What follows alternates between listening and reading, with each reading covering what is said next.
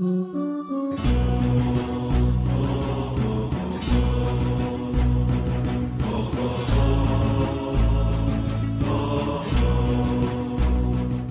باللہ من الشیطان الرجیم، بسم اللہ الرحمن الرحیم، الحمد للہ رب العالمین، والصلاة والسلام علی اشرف الانبیاء والمرسلین واہل بیتہ الطیبین الطاہرین المعصومین، اما بعد۔ ہماری گفتگو ہے عدل الہی سے متعلق، اور عدل الہی سے متعلق گفتگو کرنے کے لیے کچھ مقدمات ہیں کہ جن کا سمجھنا بہرحال ضروری ہے۔ ان مقدمات میں سب سے پہلی چیز یہ ہے کہ کیا ہم اس بات سے واقف ہیں کہ دین کی بنیادی تعلیمات اگر براڈلی ان کو تقسیم کیا جائے، کیٹیگرائز کیا جائے، تو اس کے کتنی کیٹیگریز بنتی ہیں۔ پھر اس کے بعد ہمیں یہ دیکھنا ہوگا کہ عدل کس شعبے سے تعلق رکھتا ہے، اور پھر اس کے بعد ہمیں یہ دیکھنا ہوگا کہ عدل کی ڈیفینیشن کیا ہے، اور پھر اس کے بعد ہمیں یہ دیکھنا ہوگا کہ عدل سے متعلق مختلف نظریات کیا پائے جاتے ہیں۔ یہ ایک سیکوینس ہے کہ جس کو ہمیں فالو کرنا بہرحال ضروری ہوگا تاکہ ہم عدل تک پہنچ سکیں۔ ظاہر ہے کہ جب ہم دین کی بات کرتے ہیں تو ادیان کے نام پر بہت ساری فلسفیز اور بہت ساری تھیوریز اور آئیڈیالوجیز اس وقت ایگزسٹ کرتی ہیں۔ ہم جب دین کی بات کر رہے ہیں تو اس سے مراد ہماری ہے دین اسلام، کہ اسلام کی جب ہم تعلیمات کو براڈلی کیٹیگرائز کرنے کی کوشش کرتے ہیں تو وہ کتنی کیٹیگریز بنتی ہیں، کتنی کلاسیفیکیشنز اس کی بن سکتی ہیں۔ بنیادی طور پر دین کی تعلیمات 3 حصوں میں تقسیم ہوتی ہیں، جن میں سے سب سے پہلی تقسیم ہے اصول دین یا عقائد۔ اس کے بعد دوسری تقسیم ہے جس کو آپ اعمال یا احکام سے تعبیر کرتے ہیں، اور پھر اس کے بعد تیسری کیٹیگری ہے کہ جس کا تعلق اخلاقیات کے ساتھ ہے۔ تو یہ 3 بنیادی چیزیں ہیں کہ سب سے پہلے ان تینوں کے بارے میں ایک بنیادی اوور ویو جو ہے وہ ہمارے لیے جاننا ضروری ہے۔ میں آپ کی خدمت میں عرض کروں کہ نام مختلف ہو سکتے ہیں مگر چیزیں اس کے اندر ایک ہی ہیں۔ آپ اس کو عقائد کہیں یا آپ اس کو آئیڈیالوجی کہیں،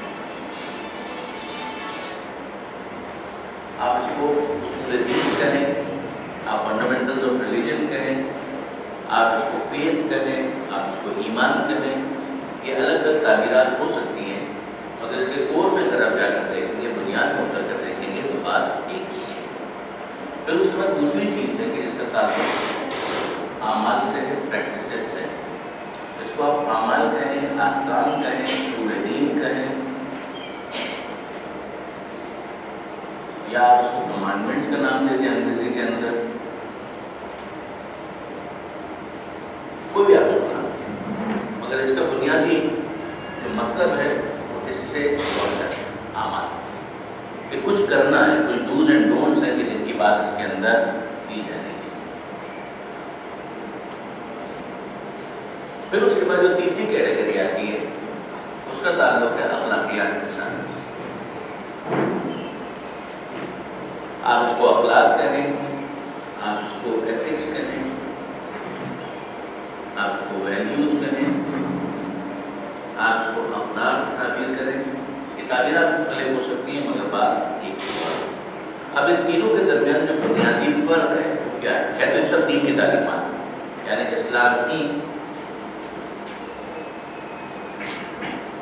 عقائد کی بات کرتا ہے، اسلام ہی اعمال کی بات کرتا ہے، اسلام ہی اخلاق کی بات کرتا ہے، لیکن ان تینوں کے درمیان کیا انٹرلنکڈ کس طریقے سے ہم اس کو کر سکتے ہیں؟ عقائد کا بنیادی تعلق ہے عقل کے ساتھ، اعمال کا بنیادی تعلق ہے اعضاء و جوارح کے ساتھ یا آرگنز کے ساتھ۔ جب کچھ کرنا ہے کچھ نہیں کرنا ہے تو اس کا تعلق کہاں سے ہوگا؟ اگر آپ کو صدقہ دینا ہے تو ایک عمل ہے کہ جو آپ انجام دے رہے ہیں، مثلا اس عمل کے اندر آپ ہاتھ کو اٹھا رہے ہیں، جیب سے کچھ نکال رہے ہیں اور کسی کو دے رہے ہیں، یہ ایک عمل ہے۔ پھر اس کے بعد جہاں تک اخلاقیات کا تعلق ہے اس کا بنیادی معاملہ بنتا ہے نفس کے ساتھ۔ آپ دل کیا لیں گے؟ اس کو لنک کیا جاتا ہے نفس اور دل کے ساتھ۔ وہی اسلام کی تعلیمات عقائد، اعمال اور اخلاق، یہ 3 کیٹیگریز میں ڈیوائڈ ہو گئی۔ عقائد کا تعلق عقل کے ساتھ ہے، اعمال کا تعلق آپ کے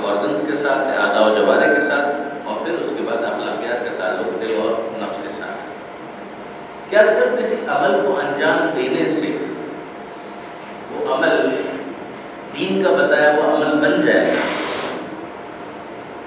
ایسا نہیں ہو پائے گا، خاص طور پر اگر معاملہ عبادات کا ہے۔ یہاں پر ہمارے لیے ضروری ہو جاتا ہے اس بات کو سمجھنا کہ ان تین کا آپس میں تعلق کیا ہے۔ یہ تینوں جو ہیں وہ آپس میں انٹرلنکڈ ہیں یا یہ تینوں بالکل الگ الگ ہیں، پولز اپارٹ، کہ جن کا آپس میں کسی قسم کا کوئی تعلق نہیں بنتا؟ ایسا نہیں۔ اگر ان تینوں کا آپس میں کوئی تعلق نہ ہو تو بہت ڈیفیکلٹی ہو جائے گی۔ ایک تو سورس ہے کہ اسلام ہی اس کو بھی بیان کر رہا ہے، اسلام ہی اس کو بیان کر رہا ہے، اسلام ہی اس کو بیان کر رہا ہے۔ تو ایک تو انٹیگریٹی ان کے اندر ہے سورس کے اعتبار سے، ان کی سورسز جو ہیں وہ ایک ہیں، الگ الگ نہیں، پروردگار ہی کی طرف سے یہ ساری چیزیں آئی ہیں۔ ورنہ آپ جانتے ہیں کہ آئیڈیالوجی کے نام پر بہت ساری چیزیں اور بھی، مثلا کمیونزم ہے، اس کو دین نہیں سمجھا رہا، اس کو اسلام نہیں سمجھا رہا، اس کو ایک انسان ہے، اس نے اپنے طور پر ایک چیز ہے اس کو ڈیزائن کیا اور لوگوں کے سامنے پیش کیا، اور اس کا بھی دعویٰ نہیں ہے کہ وہ کوئی دین پیش کر رہا ہے، اس کا بھی یہ کلیم نہیں ہے کہ وہ کوئی ریلیجن لوگوں کے سامنے پیش کر رہا ہے۔ تو یہاں پر ہمارا ایک تو بنیادی معاملہ تھا کہ اسلام ایک تو بنیادی چیز یہ تھی کہ اسلام ان چیزوں کو بیان کرے۔ اسلام سے یہاں پر مراد دوسرے لفظ لگے تو خدا نظریہ ہے وہی، وہی نازل ہو رہی ہے پیغمبر اکرم پر، اور پھر اس کے ذریعے سے تمام چیزیں ہمارے سامنے آ رہی ہیں۔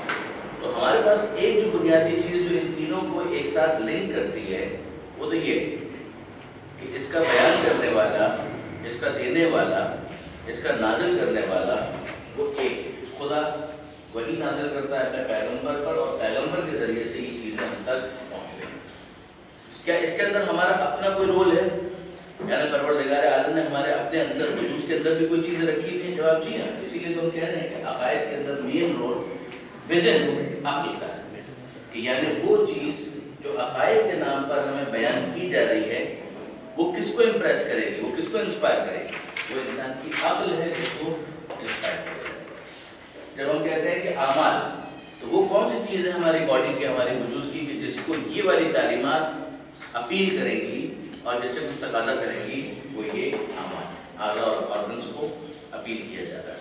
پھر اس کے بعد جہاں اخلاقیات کی بات آتی ہے وہاں پر ہمارا نفس ہے، ہمارا دل ہے، ہماری روح ہے کہ جس کو اپیل کیا جاتا ہے۔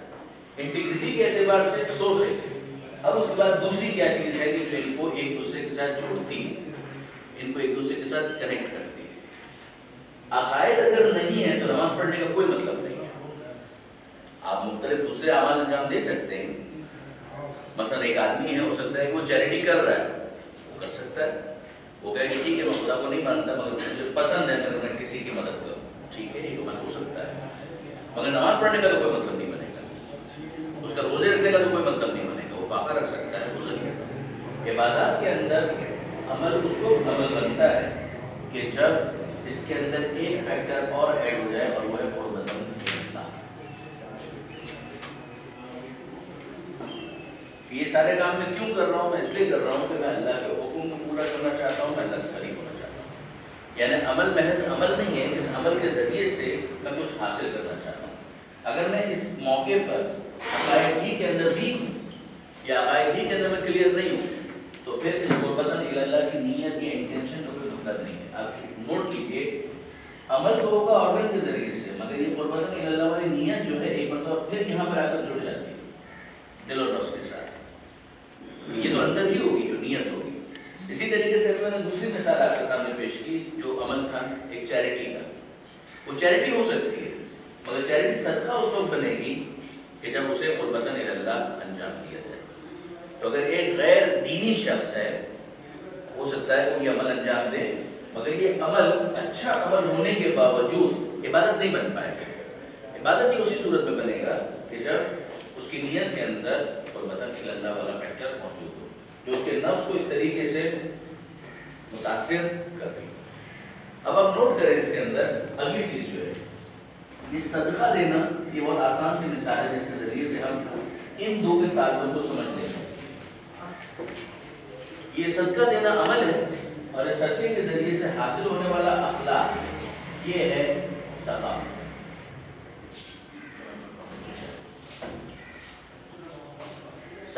اسٹیبل کا نام نہیں ہے. سخاوت اخلاقی ملکے کا نام ہے جو آپ کے اندر ڈیولپ ہوتا ہے. آپ عمل کریں نہ کریں سخی ہیں.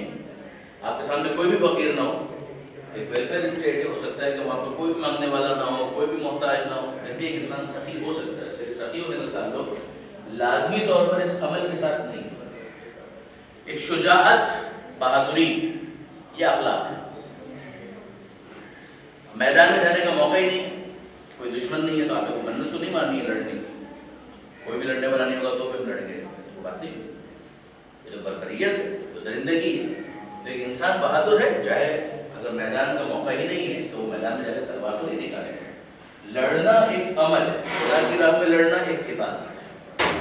لڑ کوئی بھی سکتا ہے, خدا کی راہ میں قربت اللہ, لڑنے کے لیے عبادت کے اس جذبے کو بیدار کرنے کے لیے دین کی ضرورت ہے. یہ میدان کے اندر ڈٹنا اور ثابت قدم رہنا, اس کو کہتے ہیں شجاعت. ثابت قدمی یہ خود اخلاق ہے, سب یہ خود اخلاق ہے. یہ ساری چیزیں اخلاقیات کے اندر کام.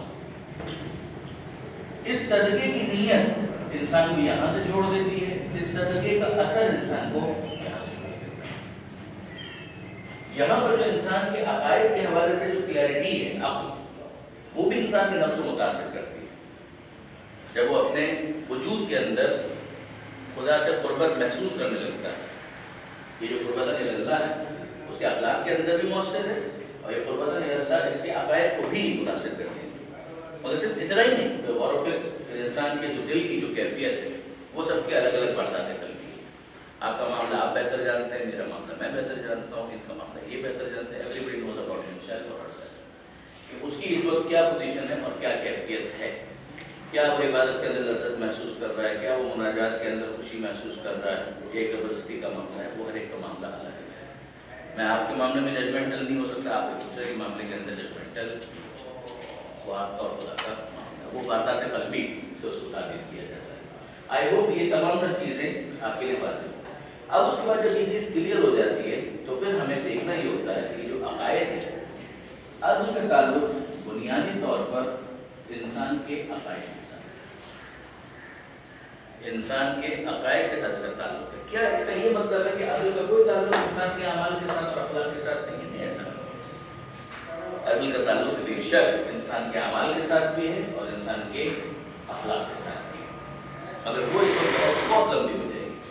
یعنی اگر آپ اس کو اسٹڈی کرنا چاہیں, خاص طور پر اخلاقیات کے اندر جو بہت اچھی اچھی کتابیں لکھی گئی ہیں, ان کو اگر آپ اسٹڈی کریں تو اس کے اندر کمپریہنسولی اس بات کو ڈسکس کیا گیا ہے کہ کیسے انسان اپنے اخلاق کو عدل کے مطابق بنا سکتا ہے. عدل وہاں پر ایک بیلنس کے معنی میں استعمال ہوتا ہے. بیلنس تو ہے ہی اس کا مطلب بے شک, لیکن یہاں پر خاص طور پر اخلاقیات کے اندر ایک بیلنس لے کر. مثلا اگر آپ اعمال کے اندر دیکھیں, امیر المومنین کا ایک بہت پیارا جملہ ہے کہ لا تر الجاہل الا مفرطا او مفرطا, کہ تم دیکھو گے جاہل کو یا وہ اس ایکسٹریم پر ہوگا. اب میرے پاس اس کو بٹھا دیا جائے کیا کریں, ہم بہت فارمل تو نہیں ہو رہا. اگر کوئی چیز واضح نہیں ہوتی تو آپ ہاتھ اٹھا سکتے ہیں, کوئی ضرورت مسئلہ نہیں. مجلس نہیں, ڈسکشن ہے, مونولوگ میں اس کو نہیں رکھنا چاہوں گا. آپ بھی اپنا سوال وغیرہ کرنا چاہیں تو جہاں پوز دیں. اسلام نے یہ جو رکھے عقائد کے بعد جو آپ نے لکھا تھا یہ اور یہ اخلاق, تین کے چار چوتھی ہو سکتی ہے, تین ہی کیوں رکھے؟ بنیادی تین. یہ تو وہ ہے کہ مثال کے طور پر میں اس وقت یہ کہوں کہ یہ والی کلاس ایمل ٹاور میں کیوں ہو رہی ہے, ہو رہی ہے اس وقت. ایمل ٹاور آرگنائزرز نے یہاں پہ رکھی تو یہاں پر ہو رہی ہے. وہ رکھتے جمران کے اندر جمران میں ہو رہی ہے, وہ رکھتے مثلاً کسی آڈیٹوریم میں, وہ تو جو ہے اس کو ہم ڈسکس کریں. یعنی اس وقت ہم یوں کہیں کہ مثال کے طور پر پوری دنیا کے اندر کتنے انسان, تو 7 ارب, کیا 7 ارب سے زیادہ بھی ہو سکتے ہیں, 8 ارب بھی ہو سکتے ہیں, 9 ارب بھی ہیں اس وقت, 7 ارب ہیں اس وقت ایگزسٹنگ.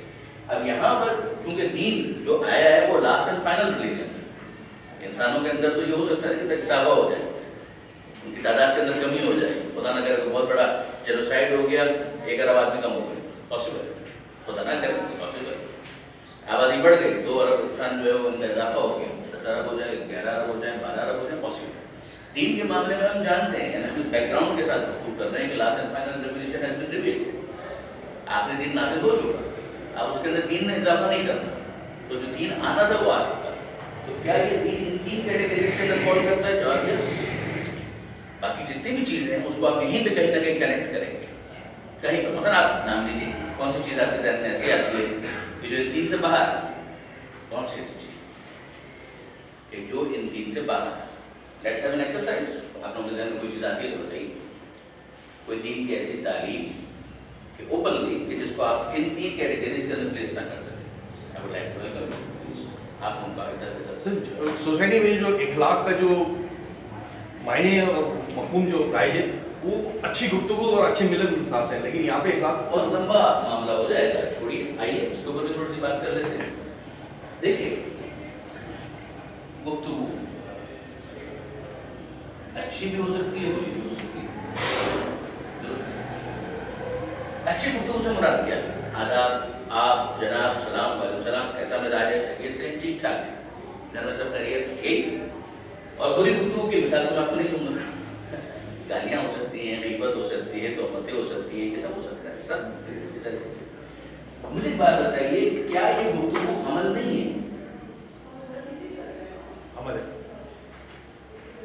اس کے اندر کیا آپ کی زبان حرکت کر رہی ہے؟ ایک ایکشن تو ہے نا، ایک فعل تو ہے، تو یہ عمل ہوا نا، تو آپ اس کو کس کیٹیگری میں لے کر جائیں گے؟ ان پرنسپل، یعنی جو اس کو کانسیپٹ اس کو چھوڑ دیجیے، ابھی جو ہم نے آپ کے سامنے بات کیا خود سوچیے، یہ ایک عمل ہے۔ اس عمل کو انجام دینے کے لیے آپ نے ڈیفینیٹلی کوئی ارادہ کیا ہے، ٹھیک ہے نا؟ دیوانے کی بکواس نہیں ہے، آپ کی گفتگو ایک عمل ہے، اس کی جو گفتگو ہے وہ بھی عمل ہے، دیوانے کی جو بکواس ہے وہ بھی عمل ہے، لیکن آپ کی اس گفتگو کے پیچھے کوئی ارادہ ہے، اس ارادے کے ساتھ اخلاق جڑا ہوا ہے اور وہ ہے خوش گفتاری،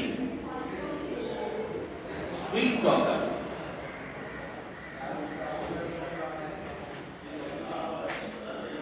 اچھا بولتا ہے، اچھی گفتگو ہے۔ ایک دفعہ اچھا بولنا عمل ہے، ایک دفعہ اچھا بولنا عمل ہے۔ تقریر رٹ کے بھی کوئی کر سکتا ہے، 2 منٹ کی، 1 منٹ کی، یہ عمل ہے، مگر جب وہ گفتگو کرتا ہے لگتا ہے پھول جھڑنا شروع ہو گیا، یہ خوش گفتاری ہے۔ اس کی گفتگو کے اندر بڑی خوبصورتی ہے، اس کا تعلق اخلاق کے ساتھ۔ اخلاق جو ہے وہ انسان کے اس عمل کو آٹومیٹک بناتا ہے۔ اب اگر وہ شخص خاموش بھی ہے نا، ابھی وہ کچھ بھی نہیں بول رہا ہے، اسی لیے میں چاہ رہا تھا کہ اس کو آپ نے غور کیا ہوگا یقیناً، میں نے کہا ایک ہے عمل صدقہ دینا اور ایک ہے اخلاق سخاوت۔ صدقہ دینا عمل ہے، ضروری نہیں ہے ہر صدقہ دینے والا سخی ہو۔ آپ نے ایک بہت اچھی تقریر کسی کی سنی اور آپ متاثر ہوئے اور آپ نے کہا کہ دینا تو چاہیے، میرا دل تو نہیں مانتا لیکن دینا تو چاہیے، اور اب آپ نے بڑی مشکل سے زبردستی جیب سے 5 روپے نکالے، پھر اس میں سے 2 روپے واپس رکھ دیے، 3 روپے جا کر دے، یہ عمل تو کیا نا، سب ایکشن، ایکشن تو ہے، کیا یہ اخلاق بنا؟ اخلاق نہیں، اخلاق یہ اس وقت بنے گا جب یہ آپ کی عادت بن کے اخلاق کا حصہ بن جائے، نفس کے اندر چلا جائے، when it becomes automatic۔ جب موقع آئے گا آپ اس عمل کو کرنے کے لیے خود سے تیار ہو جائیں گے without feeling any pressure inside۔ اس کا تعلق اخلاق کے ساتھ، آپ متوجہ ہیں اس کے اندر خوش گفتاری کسی طرح سے، اس کا دل تو گالی دینے کا چاہتا ہے، مگر سامنے وہ بیٹھا ہوا ہے جس کو میں بول نہیں سکتا، لہٰذا وہ بڑی مشکل سے آپ جناب کر رہے ہیں، تو یہ آپ جناب عمل ہے اور اچھا عمل ہے، اور کیا اس کا اخلاق نہیں ہے؟ اس کا اخلاق نہیں، اس کا اخلاق کچھ اور ہے، اس نے اپنے آپ کو روکا ہوا ہے۔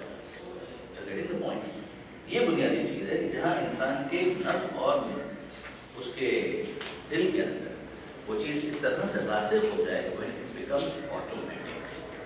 ابھی نہیں بھی کر رہا تب بھی یہ خود ہوتا ہے، جیسے کہ اندر وہ چیز ڈیولپ ہو چکی ہے، اس میں کیا ہے، یہ ہے بنیادی جو مقصد تھا اخلاقیات کا، اس کو الگ کرنے کا مقصد یہ تھا۔ میں نے کہا کہ اس کے نفس کو وہ متاثر کرے، اس میں بہت لمبی بھی ہو سکتی ہے، بہت لمبی ہو سکتی ہے، ہم ٹاپک پر رہنا چاہ رہے ہیں تو بنیادی مقدمہ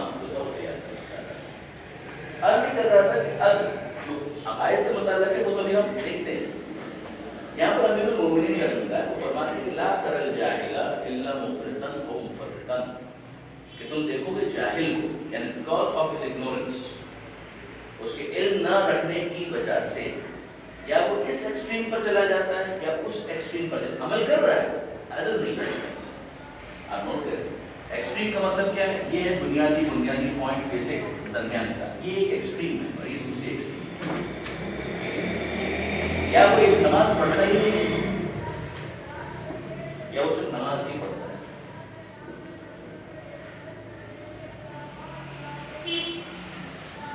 یا وہ نماز نہیں پڑھتا، بالکل نہیں پڑھتا، وہ ایک ایکسٹریم ہے، یا وہ نماز ہی پڑھتا ہے باقی وہ کچھ نہیں کرتا ہے، یہ غلط ہے۔ آپ متوجہ ہو رہے ہیں؟ یا وہ کہتا ہے کہ خدمت خلق بالکل کیا کرنے کی ضرورت ہے، چھوڑو چھوڑو بکواس، اور یا وہ صرف خدمت خلق ہی کرتا ہے، پھر وہ نماز پڑھتا ہے۔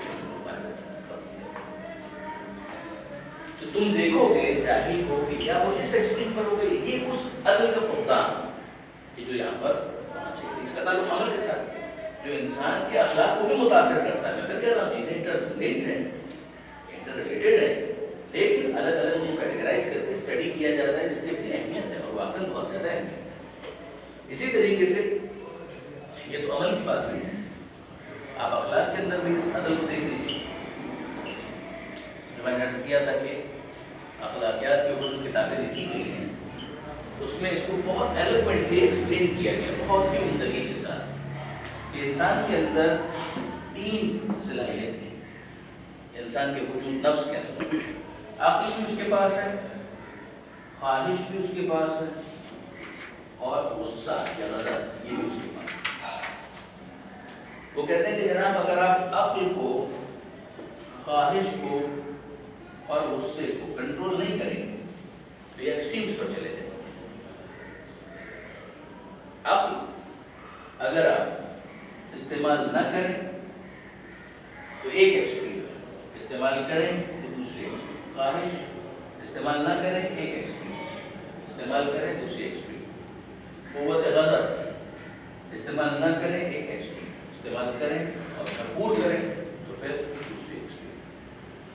اصطلاحات تو چھوڑ دیجیے، غصہ اگر کوئی بالکل استعمال نہ کرے غصے ہے، اگر وہ اپنے غصے کو بالکل استعمال نہ کرے وہ غصے ہے، اگر وہ اپنے غصے کو کنٹرول نہ کرے اور بھرپور بس استعمال کرتا چلا جائے تو زندگی ہے تو ظالم بنے گا، دوسروں کو تجاوز کرے۔ خواہشات اگر بالکل استعمال نہ کریں تو روحانیت ہے، سمجھتے نا، خانقاہیت، روحانیت۔ تو میں شادی نہیں کروں، گھر نہیں بتاؤں، میں اللہ والا، ٹھیک ہے بات، یعنی آپ اپنی خواہشات کو قتل کر رہے ہیں، کیا اسلام یہ چاہتا ہے؟ یہ ایک ایکسٹریم۔ اس کا تعلق کہاں سے؟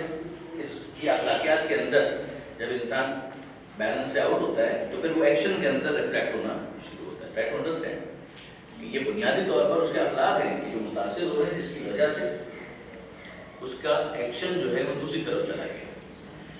خواہش بھرپور استعمال کی جائے اور پوری استعمال کی جائے، اللہ نام سب چھوڑ دیجیے، ویسٹ مغرب، ایک نے کہا میں کھانا نہیں کھاؤں گا، ایک نے کہا میں شوگر بھی کھاؤں گا، ایک بالکل دوسرے ایکسٹریم پر، ایک ایکسٹریم پر، ایک خواہش پوری کرو۔ ہمیں اپنی بھاوناؤں کو، یہ الفاظ تھے کسی پروگرام کے اندر، ہمیں اپنی بھاوناؤں کو کنٹرول کرنے کی ضرورت ہے۔ تقویٰ کی بات ہے کہ خواہشوں کو کنٹرول اور کر رہے ہیں۔ اب اس کے بعد آخر کے اندر آ جائیں، ایک انسان ہے وہ کہتا ہے میں عقل کو استعمال نہیں کروں گا، وہ بے وقوف ہے، احمق، سفاہت، عقل ہی کو استعمال کرتا رہوں گا، اس کا ایک مثال کے وسواسی، پورے محلے کا پانی ختم ہو جائے گا، اس کو یقین نہیں آئے گا کہ اس کا وضو ہو گیا۔ ابھی بھی شاید ایک کوئی نکتا رہے گا، ہو سکتا ہے ابھی نہیں پوچھ رہے گا، ارے پورا ٹائم خالی ہو گیا، اس کا غسل ہی پورا نہیں ہوتا۔ یہ زیادہ سوچنا اور زیادہ سوچنا، بہت زیادہ سوچنا، بہت زیادہ بیماری آپ غور کر رہے ہیں۔ یہاں پر اگر آپ دیکھیں کہ ایک درمیان کا معاملہ تھا کہ یہاں پر آپ نے عقل کو بھی بیلنس میں رکھا، خواہش کو بھی بیلنس میں رکھا، غصے کو بھی بیلنس میں رکھا۔ اب اس کے اندر وہ کہتے ہیں کہ اگر آپ نے اپنی غصے کو کنٹرول کر لیا تو پھر آپ کے پاس جو چیز حاصل ہوگی صفت، وہ ہے شجاعت۔ اگر آپ نے اپنی خواہش کو کنٹرول کیا، یعنی بالکل ادھر بھی نہیں گئے ادھر بھی نہیں گئے، استعمال کریں غصے کو مگر کنٹرول کر کے، شجاعت، غصے کے ساتھ خواہش کو کنٹرول کر کے استعمال کریں، عفت، یعنی اس خواہش کو کنٹرول کرنے سے یہ چیز حاصل ہو جائے گی۔ جو عقل ہے، اگر اس کو آپ نے کنٹرول کیا، لفظ خود بول رہا ہوں اس وقت کہ عقل کو کنٹرول کرنے کے نتیجے میں ایک دونوں کے درمیان جو ہاں حکمت وزڈم یہ حاصل ہو جائے گا، یہ اس کی پروڈکٹ ہے، یہ اس کی پروڈکٹ، یہ اس کی پروڈکٹ، یہ اس کی پروڈکٹ، یہ تینوں جب بیلنس ہو گئے، یعنی اگر آپ کے پاس حکمت بھی آ گئی، آپ کے پاس عفت بھی آ گئی اور آپ کے پاس شجاعت بھی آ گئی، یہ تینوں جب بیلنس میں آ جاتے ہیں تو ان تینوں کے بیلنس سے حاصل ہونے والی چیزیں آ گئی، یہ تینوں بیلنس ہو گئے۔ باقی جتنی بھی چیزیں اخلاقیات کے اندر جو میں اخلاق کہتے ہیں، ان کا کہنا ہے کہ جناب باقی جتنی بھی صفتیں ہیں وہ سب اس کے اندر ہیں، تکبر، حسد، لالچ، یہ سب اس کے اندر ہے، کہیں نہ کہیں آپ کو اسی کے اندر وہ فال کرتے ہوئے نظر آتی ہے۔ اگر کو زیادہ استعمال کرے لیکن اچھی سے استعمال کرے تو وہ اچھی بات ہے، بہت اچھی بات ہے۔ یہی تو بات ہو رہی ہے کہ جو عقل کو استعمال کر رہا ہے اور زیادہ استعمال کر رہا ہے، تو آپ لفظ زیادہ استعمال کر رہے ہیں، لفظ زیادہ جو آپ استعمال کر رہے ہیں اس کے اوپر غور کریں، جو رزلٹ آپ لینا چاہ رہے ہیں وہ یہ ہے، جو لفظ آپ استعمال کر رہے ہیں وہ یہ ہے۔ زیادہ کا مطلب ہی یہ ہے کہ جو لمٹ سے کراس کر گیا، جب آپ نے کہا میں نے کھانا کھا لیا ہے، الحمدللہ یہ اچھی بات، آپ نے کہا میں نے زیادہ کھانا کھا لیا ہے، اس کا مطلب یہ بیلنس آؤٹ ہو گیا، رائٹ انڈرسٹینڈ۔ آپ کہیں کہ میں نے کھانا کھا لیا ہے، اس کا مطلب بیلنس ہے۔ اگر آپ نے کم کھانا کھایا ہے، اس کا مطلب یہ کہ بیلنس آؤٹ ہو گیا، دوسری سائڈ پر آؤٹ ہو گیا۔ لفظ زیادہ جو ہے نا، لفظ زیادہ ایک ہوتا ہے ریلیٹو، کہ مثال کے طور پر یہ ایک ہے، اس کے مقابلے میں دو، تو دو ایک سے زیادہ ہے، ٹھیک ہے جی۔ جب آپ کہتے ہیں کہ ایک ہے اس کے مقابلے میں دو، تو دو ظاہر ہے کہ ایک سے زیادہ ہے، تین وہ دو سے بھی زیادہ ہے، ایک سے بھی زیادہ ہے، جب آپ چار کہتے ہیں تو چار تین سے بھی زیادہ ہے، دو سے بھی زیادہ ہے، ایک سے بھی زیادہ ہے، کریکٹ۔ جب آپ کہتے ہیں جتنا ہونا چاہیے تھا اس سے زیادہ ہے، یہ اس بیلنس کو ڈسٹرب کرتا ہے، اس میں آپ کمپیئر ہی کر رہے ہیں۔ جب آپ کہتے ہیں کہ جتنا ہونا چاہیے تھا اس سے زیادہ ہے، مثال کے طور پر یہاں پر یہ دو مارکرز ہیں، ٹھیک ہے، ہو سکتا ہے کہ آپ ایک آدھ کلر اور یہاں پر رکھ دیں، مگر بلو مارکر جو ہے یہی 500 یہاں پر پڑے ہوں، یہ زیادہ ہے، بہت زیادہ ہے، ٹھیک ہے۔ ابھی بھی اگر میں کہوں کہ یہ دو ہیں، تو ظاہر ہے کہ یہ دو ایک کے مقابلے میں زیادہ ہے، مگر کہ یہ بیلنس آؤٹ ہو رہا ہے، بیلنس آؤٹ نہیں ہو رہا ہے، اس لیے کہ ٹھیک ہے یہاں پر دو مارکرز کی ضرورت پڑ سکتی ہے، ٹھیک ہے، آپ اس کے اندر 3 لے آئیں، گرین مارکر بھی رکھ دیجیے، ریڈ بھی رکھ دیجیے، چلے گا، مگر وہی پھر میں لفظ استعمال کر رہا ہوں کہ اگر یہی بلیک مارکر 500 یہاں پر پڑے ہوں، 500 مارکر یہ بلو والے پڑے ہوں، 500 مارکر گرین والے، تو آپ کو کہاں بیٹھے گے؟ بات واضح ہو رہی، یعنی جتنا ہونا چاہیے اس سے زیادہ ہے، اس کے اوپر جب یہاں پہ بات ہو رہی ہے کہ عقل کو وہ زیادہ استعمال کرتا ہے، اس سے مراد یہ نہیں ہے کہ جتنا استعمال کرنا چاہیے اتنا بھی نہیں کرتا، میں نے صرف مثال دی بس بات سیکھی، وہ کہاں پر پرابلم میں آتا ہے، وہ اپنے عقل ہی کے غلط استعمال کی وجہ سے پرابلم میں آتا ہے۔ اب میں آپ کو ایک مثال اور دیتا ہوں اس کے اندر، البتہ again we are going far very far from our actual topic, لیکن اوکے فائن، یہ برا نہیں ہے۔ آپ کو یہاں سے جانا ہے انچولی، یا آپ کو راستہ معلوم ہے یا آپ کو راستہ معلوم، آپ کو راستہ معلوم نہیں، معلوم ہوتا تو آپ چلے جاتے ہیں، آپ کو راستہ معلوم نہیں، آپ راستہ معلوم کرنے کے لیے کیا کریں گے؟ اسٹارٹ سوال کریں مجھے کس کسی واقف کار سے، یہی ہوگا، کسی واقف کار سے آپ نے پوچھ لیا، آپ کو شک ہوا شاید یہ غلط بتا رہا ہے، آپ نے دوسرے سے پوچھ لیا، فائن، ابھی بھی آپ کو شک ہو رہا ہے شاید یہ غلط بتا رہا ہے، تیسرے سے آپ نے پوچھا، چوتھے سے، یار کب آپ کو یقین آئے گا؟ میں قبول کرتا ہوں ایک نے بتایا ہو سکتا ہے کہ آپ کو شک ہو رہا ہے، دو سے آپ نے پوچھا، 200 سے آپ پوچھ رہے ہیں تو انچولی تو آپ گئے نہیں، بس یہی پوچھتے رہے کہ وہ ہے کہاں، آپ نے گوگل میپ نکالا، اس کا انچولی ڈالا، اس کے اندر ایک راستہ ہے، دوسرا راستہ، تیسرا راستہ، 5 راستے اس کے اندر دکھا دیے، یہ سلو ہے، یہ فاسٹ ہے، یہ فاسٹسٹ ہے، ابھی بھی آپ کو سمجھ نہیں آیا، آپ گاڑی کے اندر بیٹھ گئے، اب آپ کہتے ہیں کہ نہیں صاحب یہ تو سب ہو سکتا ہے، وہ تو بہت کچھ سکتا ہے، مگر آپ کی پریکٹیکل اپروچ آپ کو کہاں تک غور کرنے پر مجبور کرتی ہے، آپ ڈیسیجن میکنگ کے اندر ویک ہو جائیں گے، اگر آپ عقل کا ایسا استعمال کریں جو ضرورت سے زیادہ ہو گا. Mark my words. آپ کی ڈیسیجن مینجمنٹ کے اندر یہ ورڈ بہت امپورٹنٹ ہوتا ہے, ڈیسیجن میکنگ. کہ جب آپ ڈیسیجن لینا چاہتے ہیں تو ڈیسیجن کے پیچھے عقل تو ہوتی ہے. ایسا تو نہیں ہے کہ عقل کے بغیر ہی آپ ڈیسیجن لے تو رسک ہے. تو رسک مینجمنٹ جو ہے جو خود اپنی جگہ پر ایک سبجیکٹ ہے. رسک کو آپ کیسے مینج کریں؟ رسک تو رہے گا, ایکسٹرنل رسک ہوگا, انٹرنل رسک ہوگا, تو رہے گا. مگر آپ اس رسک کو مینج کیسے کرتے ہیں؟ کہ اس طریقے سے کرتے ہیں کہ وہ کام ہی نہ کریں. یعنی میں اگر باہر جاؤں گا تو رسک تو ہے کہ ایکسیڈنٹ ہو سکتا ہے, تو میں باہر ہی نہیں جاؤں گا, یا میں اس رسک کو مینج کرنے کی کوشش کروں گا. وہ غلط ہے. لیکن ذہن میں رکھیے گا اور بہت اچھی طریقے سے اس پہ توجہ کیجیے گا کہ ایک ہے عقل کا استعمال بہت اچھا ہے. جب ہم کہتے ہیں ایبسولوٹلی عقل کا استعمال بہت اچھا ہے, مگر ہم جب کہتے ہیں زیادہ عقل کا استعمال تو اس سے ہماری یہ مراد نہیں ہے کہ جتنا استعمال ڈیو ہے وہ بھی نہیں کیا, وہ تو پھر یہاں پہ چلے گا, بیوقوفی ہے, احمقانہ حرکت ہے. لیکن اگر ضرورت سے زیادہ کیا تو بس بات کرے گا. یہ ہے اخلاقیات کے اندر اس کے لیے اس کے اندر. پھر اگر آپ اس کو مزید اسٹڈی کرنا چاہیں تو پھر عروج الساعہ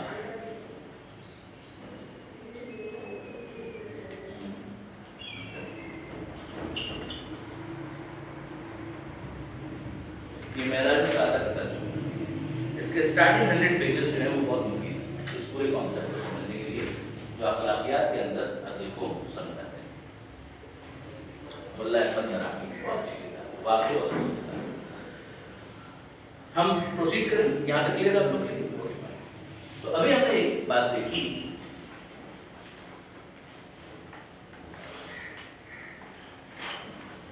کہ دین کی بنیادی جو تینوں تعلیمات ہیں ان کے اندر کہیں نہ کہیں عدل کی بحث موجود ہے.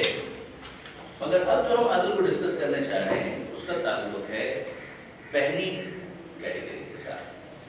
یعنی جب آپ عقائد کے اندر عدل کہتے ہیں تو اس سے آپ کی کیا مراد ہے؟ اس سے مراد ہے عدل الہی, وہ جسٹس, وہ عدل کہ جو خدا سے متعلق ہے, عدل الہی, ڈیوائن جسٹس.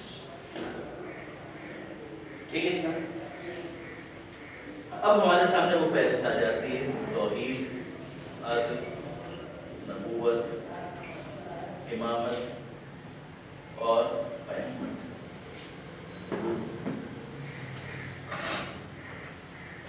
عقائد, احکام, اخلاق,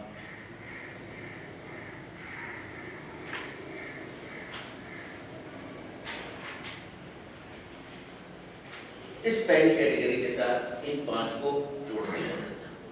پھر ان کی ڈیپتھ میں جب ہم جاتے ہیں تو اور بہت ساری برانچز نکلتی ہیں, بہت کچھ نکلتا ہے. علم کلام کی وہ ساری پیسے اپنے جگہ.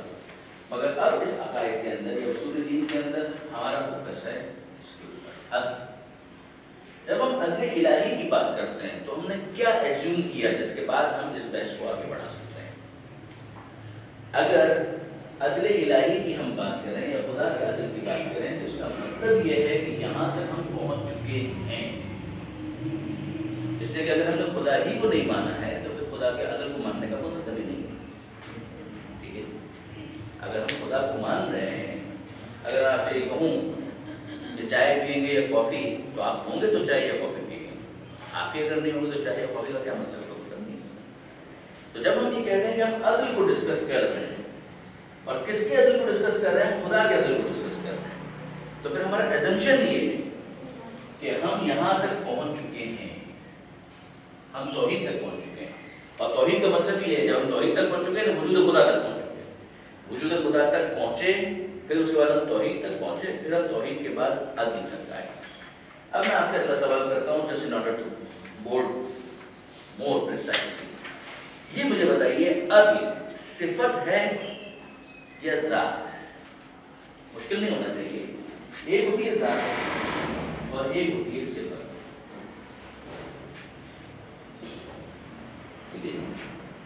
ایک ذات ہے اور ایک صفت. اگر میں آپ سے سوال کروں کہ آپ اپنے طور پر سوچیں, چھوڑ دیں کتاب کے اندر کیا لکھا ہوا ہے کیا نہیں لکھا ہوا ہے, آپ سوچیں اور مجھے یہ بتائیے کہ یہ جو عدل ہے یہ ذات ہے یا صفت ہے؟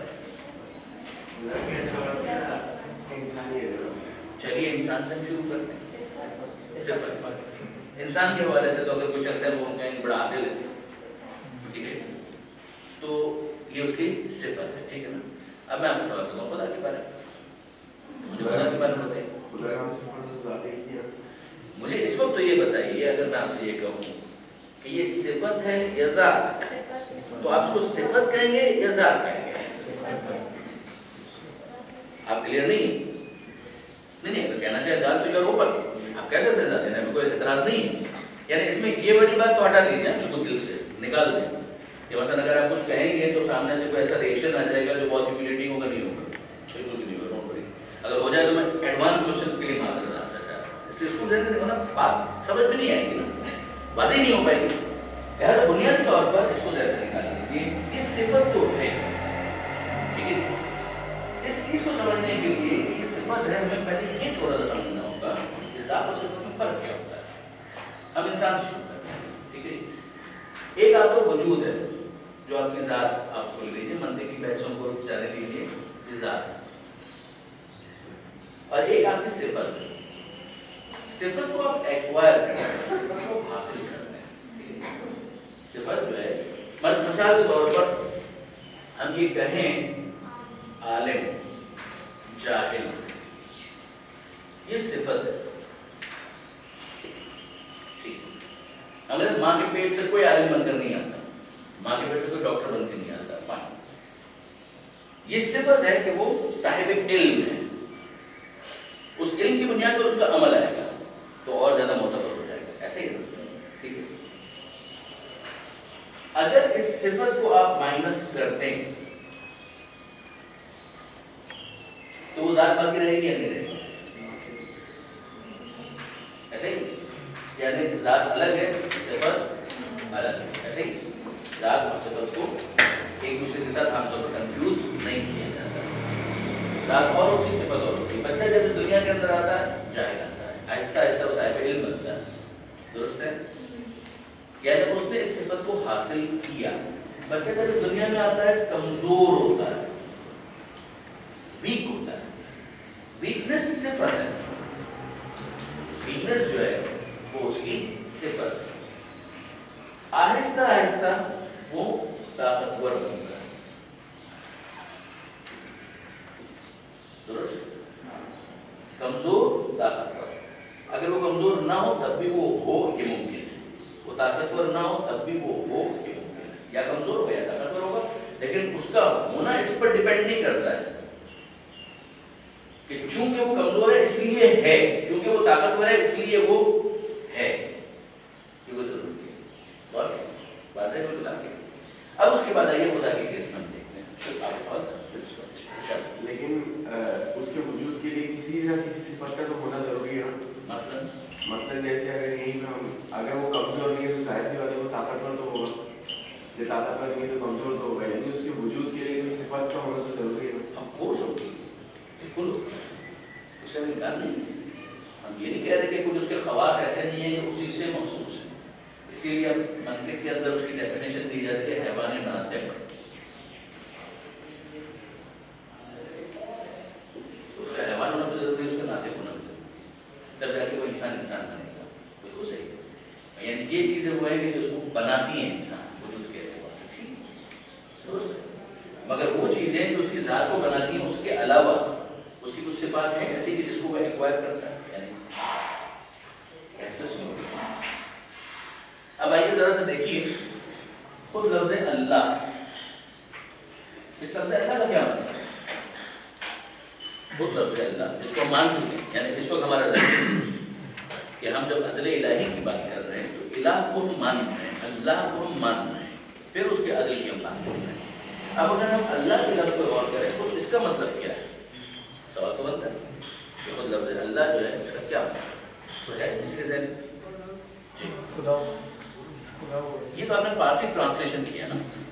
اگر آپ کے انسان اللہ خدا یا پھر فارسی ٹرانسلیشن کیا, ڈیفینیشن کیا, یا میں آپ سے کہوں کہ تھوڑا اس کو ایلوبریٹ کریں. ہے کچھ آپ لفظ اللہ کا کیا مطلب؟ خالق. ہاں, خالق, اگین اس کی ایک صفت ہے خود لفظ اللہ. خود لفظ اللہ کا مطلب ایک ذات کا نام ہے. آسان मुस्तजमिउन लिजमीइ सिफातिल कमाल। जो परेशान मत होइए, ये भी वाज़ेह करें। इसमें अगर आप देखें जमी सारी, कमाल परफेक्ट, कमाल उर्दू में इस्तेमाल होता है, सिफात को सिफात ले लीजिए, मुस्तजमिउन जमा से। अब कुछ वाज़ेह हुआ, क्या बनेगा उसका वन लाइन? वो ज़ात कि जिसमें सारी सिफाते कमाल जमा हों, सारी सिफाते कमाल उसके अंदर जमा।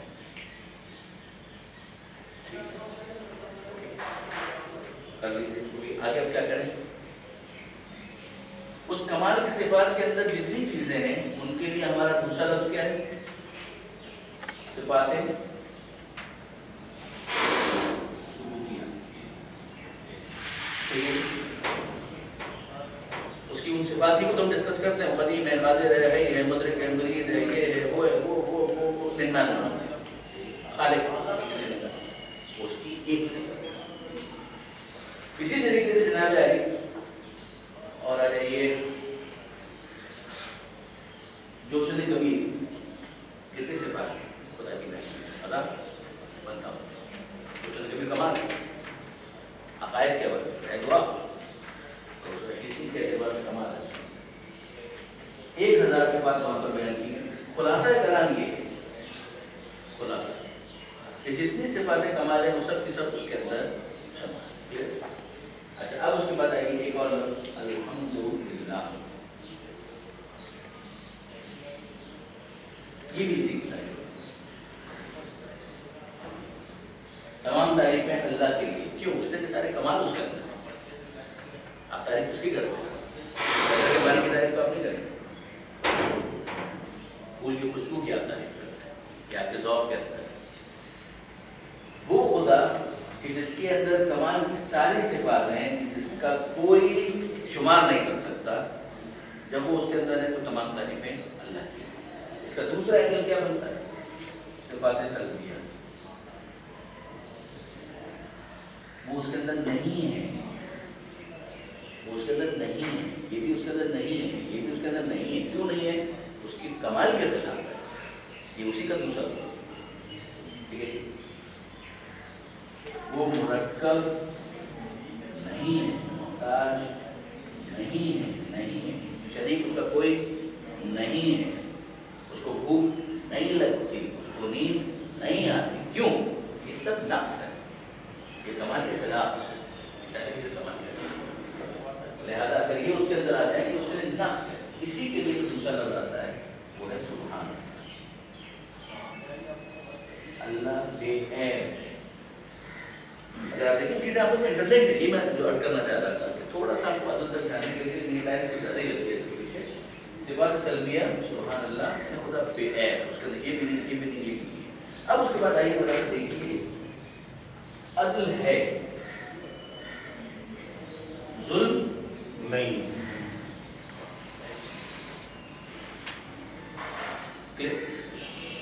अदल जो है वो सिफात कमाल में से है या सिफात नक्स में से? नक्स है, कमाल यानी ये आपको विजदान कहता है, आपको खुद अंदर से आवाज़ आ रही है कि नहीं खुदा वो है कि जिसके अंदर सारी कमाल की सिफात मौजूद हैं, ठीक है।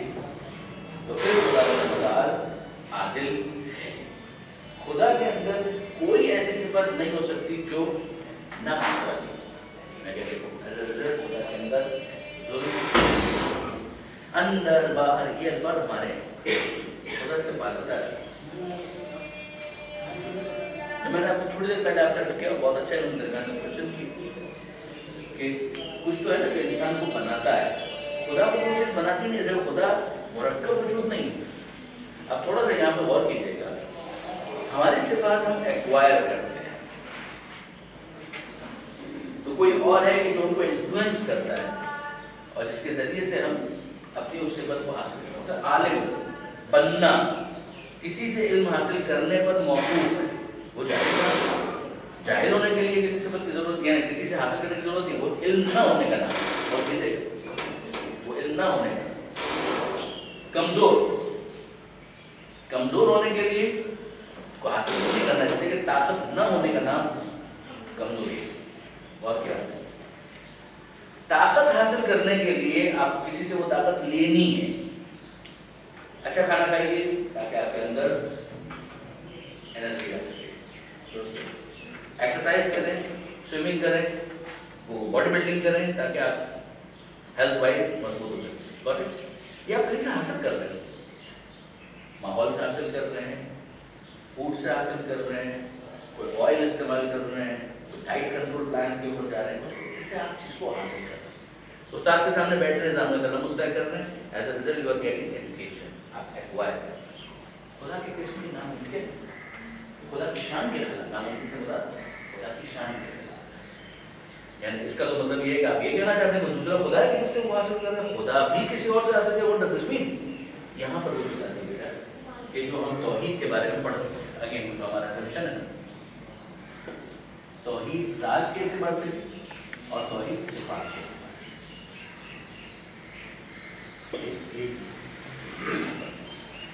ہم ڈسکس کرتے ہیں اس کو. ورنہ اب یہاں پر آپ نوٹ کریں, آپ لوگوں نے رٹا لگایا ہوگا, یقیناً لگایا ہوگا. جب آپ لوگ مدرسے کے اندر پڑھتے ہوں گے مکتب میں, تو آپ لوگوں نے کس پڑھی ہوگی صفات زائد پر ذات نہیں. تو کیا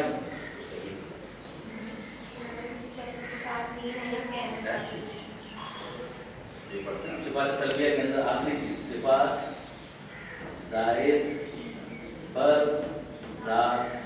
ہم بھی رٹا لگا کیا ہے, آپ لوگوں نے بھی رٹا لگایا ہوگا. چیز بڑی کمال کی ہوگا, یہ توحید صفات, یعنی خدا کی شان کے خلاف کہ اس کی صفات جو ہے اس کی ذات سے ظاہر پتہ نہیں سکتی.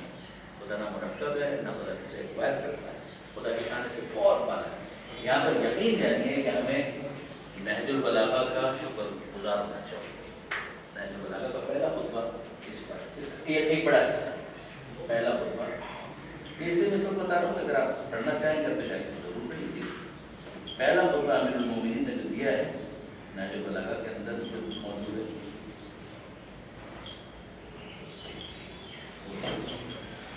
ایک حصہ وہ جو آپ کہہ رہے تھے, آپ کہہ رہے تھے اور کہہ رہے تھے. ابھی آپ نے جو ہے اللہ کی ریپوٹیشن کا تصویر رکھا تھا کہ تمام ہمارے صفات کا مجموعہ یعنی مرکب یعنی میل یا مرکب. اسی لیے کہہ رہا ہوں کہ یہ ہماری تعبیر کی کمزوری ہے. بریک لے لیں آپ 10 منٹ, یہ ہماری تعبیر کی کمزوری ہے. ہاں جی, چائے کا 10 منٹ کا بریک لے لیں. شور چلے اس لفظ کو کمپلیٹ کر دیتے ہیں, اس کو دیکھ رہے ہیں. یہ تعبیر کی کوتاہی ہے. بالکل آپ صحیح کہہ رہے ہیں. جمع ہونے سے اگر آپ یہ سمجھ رہے ہیں کیا یہ ایکسپلینیشن اگر کیا کہ مثلا وہ الگ ہے, اس کی صفات الگ ہے, جس کو لا کر یہاں پر جمع کر دیا گیا, کان پکڑ دو, بٹ ایٹ آل پتہ نہیں. اسی کو ایکسپلین کرنے کے لیے بیٹا یہ جو بھی آخری بات میں نے کی تھی اسی کو ایکسپلین کرنے کی. وہاں پہ جمع ہونے سے کیا ہوگا, وہاں پہ جمع ہونے سے یہ مراد نہیں. ایک یہ ہے کہ ہم یہ کہیں کس نے ان لوگوں کو یہاں پر لا کر جمع کر دیا, ایک یہ ہے کہ یہ یہاں پر ہیں, جمع ہیں, اور جمع اس معنی میں نہیں ہے کہ الگ الگ ہو کے پھر جڑ کر جمع ہے. وہ خدا کے کیسے پاسبل. یاد رکھیے گا اگر یہ ہم مانتے ہیں تو پھر تو خدا مرکب ہے, تو خدا مرکب ہے. جو مرکب ہوتا ہے محتاج ہوتا ہے. یاد رکھیے گا, یعنی مرکب ہونے کا ایشو کیا ہے, مرکب ہونے کا ایشو یہ ہے کہ محتاج ہے. آپ دو ہاتھوں سے بن کر مل کر بنے ہیں. سر ہے, دھڑ ہے, ہاتھ ہے, انگلیاں ہیں, انگلیوں کے اندر بھی پورے ہیں, کتنے سیل ہیں, لاکھوں کروڑوں, یہ سب مل کر آپ ایک ہے. خدا ایسا ایک نہیں ہے معذرت, اس لیے کہ آپ کے وجود کا ایک ایک حصہ اپنے وجود میں اس دوسرے کا محتاج ہے کہ اگر اس کو نکال دیا جائے تو آپ ٹوٹنے لگیں گے, ختم ہونے لگیں گے, کٹ جائے گا, ناقص ہو جائے گا, اور کٹ جائے گا اور ناقص ہو جائے گا, ایک وقت آئے گا بالکل ختم ہو جائے گا. خدا ایسا نہیں. خدا ان چیزوں کو پیدا کرنے والا, وہ خالق, وہ ان کا پیدا کرنے والا ہے. یعنی یہی کہ اگر انسان اپنے آپ کو اتنا زیادہ اینالائز کرے گا, خدا کی پرفیکشن اس کو زیادہ سمجھ میں آتی ہے. اور یہ طے کہ ایبسولوٹ پرفیکٹ صرف خدا ہے اور کوئی بھی نہیں.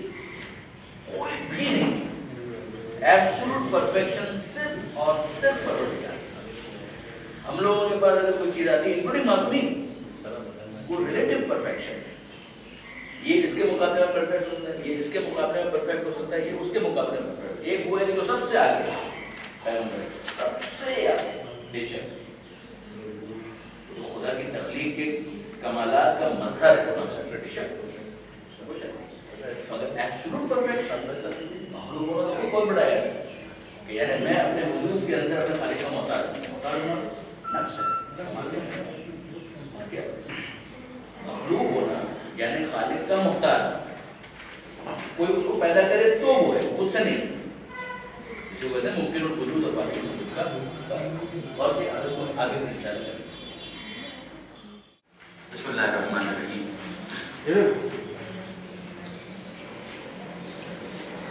گزارش ہے کہ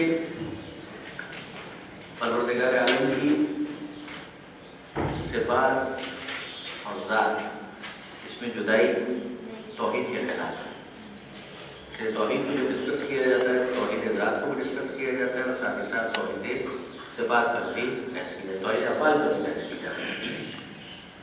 اب آئیے ذرا عدل الہی کے حوالے سے فوکس ہو کر جب ہم گفتگو کریں گے تو پہلی چیز یہ ہے کہ قرآن مجید کا اس بارے میں کیا بیان ہے، کہ قرآن مجید نے پروردگار عالم کو کہیں پر اس طرح سے عدل کرنے والا کہا یا نہیں۔ عدل کے لیے عربی کے زبان میں ایک اور لفظ بھی ہے اور وہ ہے قسط۔ عدل اور قسط یہ دونوں ایک ہی مطلب کو بیان کرتے ہیں۔ قرآن مجید کے اندر پروردگار عالم نے یہ لفظ اپنے لیے صراحت کے ساتھ استعمال کیا ہے، شاہد اللہ انہ لا الہ الا ہو والملائکہ واولو العلم قائما بالقسط۔ یہ سورہ آل عمران کی آیت ہے، آیت نمبر 18، کہ جس میں پروردگار عالم نے ارشاد فرمایا کہ اور اللہ اس بات کی گواہی دیتا ہے کہ اس کے سوا کوئی معبود نہیں ہے، اور اس کے ملائکہ بھی اس بات کی گواہی دیتے ہیں، اور صاحبان علم بھی اس بات کی گواہی دیتے ہیں۔ اگر آپ دیکھیں تو روٹ بنتا ہے کہ اللہ گواہی دیتا ہے، فرشتوں کو نازل کرتا ہے، فرشتے وہی لے کر آتے ہیں، اور پھر انبیاء کے اوپر وہی نازل ہوتی ہے، وہ اہل علم ہے، اولو العلم۔ تو یہ ایک گواہی ہے خدا کی توحید کی ذات کے اعتبار سے۔ پھر اس کے ساتھ ہی جو لفظ ہے وہ ہے قائما بالقسط، کہ وہ خدا قائم ہے قسط کے ساتھ، عدل کے ساتھ، قیام کرنے والا ہے عدل کے ساتھ۔ تو یہ آیت جو ہے بہت مضبوط آیت ہے اس حوالے سے۔ پھر اس کے بعد ان آیتوں کا ایک بہت بڑا سلسلہ ہے کہ جس میں پروردگار عالم نے اپنے آپ سے ظلم کی نفی کی ہے، کہ خدا ظلم نہیں کرتا، خدا ظالم نہیں ہے، خدا ظلم کرنے والا نہیں۔ تو ابھی ہم نے تھوڑی دیر پہلے آپ سے گزارش کی کہ ظلم جو ہے وہ نقص ہے، اگر اس کی نفی ہو جاتی ہے، یہ سلبی عنوان صفات سلبیہ کے اندر ہی وہ ظالم نہیں ہے۔ آپ اس صفات سلبیہ کے اندر فہرست دیکھتے ہیں، مختصر فہرست ہے، اور جو صفات ثبوتیہ کے اندر جو آپ فہرست دیکھتے ہیں 9-10 جتنے بھی صفات، وہ بھی مختصر فہرست ہے۔ تو پروردگار عالم کی جو یہ صفات ہیں ان کی تعداد بہت زیادہ ہے، انہی کے اندر ایک ہے عدل اور ایک ہے ظلم کا نہ کرنا۔ یہ دونوں ایک دوسرے کے ساتھ انٹر لنکڈ ہیں۔ وہ ظلم نہیں کرتا تو وہ کیا کرتا ہے؟ وہ عدل کرتا ہے۔ مثلا یہ سورہ نساء کی آیت نمبر 40 ہے کہ جس کے اندر پروردگار عالم یہ ارشاد فرماتا ہے ان اللہ لا یظلم مثقال ذرہ، کہ خدا کسی پر ذرہ برابر بھی ظلم نہیں کرتا۔ اس کا مطلب یہ ہے کہ وہ ظلم نہیں کرتا تو کیا کرتا ہے؟ وہ عدل کرتا ہے۔ پھر عدل سے بھی آگے اگر وہ کچھ کرتا ہے تو اس کا فضل ہے، اس کا احسان، مگر وہ جو منیمم چیز ہے وہ ہے عدل، کہ وہ عدل کرتا ہے۔ پھر سورہ یونس کی آیت ہے کہ ان اللہ لا یظلم الناس شیئا، اللہ انسانوں پر ہرگز ظلم نہیں کرتا۔ اس کے اندر بھی ظلم کی پروردگار عالم نے خود سے نفی کی۔ پھر اس کے بعد اگر آپ دیکھیں تو یہاں پر جو دوسری دلیل انہوں نے آپ پیش کی ہے، آپ کے کورس کی بات کر رہا ہوں، وہ دلیل عقل۔ دلیل عقل کس اعتبار سے؟ جو ابھی ہم نے تھوڑی دیر پہلے ڈسکس کیا کہ عدل جو ہے وہ صفت کمال ہے، وہ کمال کی صفت ہے، اور خدا وہ ہے کہ جس کے اندر ساری کمال کی صفت از خود موجود ہے، اسے کسی سے حاصل نہیں کی۔ تو یہ عدل کی صفت بھی خدا کے اندر ہونی چاہیے۔ پروردگار عالم کو عادل ہونا چاہیے، اس لیے کہ وہ کامل ہے، اس کے اندر کوئی کمی نہیں ہے۔ پھر اس کے بعد انہوں نے بہت اچھا ایک انالیسس دیا ہے جو علم کلام کی کتابوں کے اندر بہت اچھا ایک ڈسکشن ہے، اور وہ یہ کہ اگر ہم اس بات پر غور کریں کہ ظلم کے عوامل کیا ہوتے ہیں، یعنی وہ کیا ریزنز ہوتے ہیں، وہ کازز کیا ہوتے ہیں کہ جو کسی کو ظلم کرنے پر آمادہ کرتے ہیں، کس وجہ سے کوئی ظلم کرتا ہے. اس کی ایک وجہ یہ ہوتی ہے کہ اس کے پاس آگاہی نہیں ہے، اویئرنیس نہیں ہے، اس کو پتہ ہی نہیں ہے کہ عدل کیا ہے، جس کی وجہ سے وہ جہل کی وجہ سے ظلم کرتا ہے. دوسرا ایک ریزن ہے وہ عاجز ہے، وہ مجبور ہے، جس کی وجہ سے وہ ظلم کرتا ہے. یعنی وہ ظلم نہیں کرنا چاہتا مگر چونکہ مجبور ہو گیا لہٰذا وہ ظلم کرنے پر مجبور ہے. تیسری چیز یہ ہے بیوقوفی، ججمنٹل ایرر، کہ وہ جج نہیں کر پا رہا کہ یہ ظلم ہے جس کی وجہ سے وہ ظلم کر رہا ہے. یعنی خود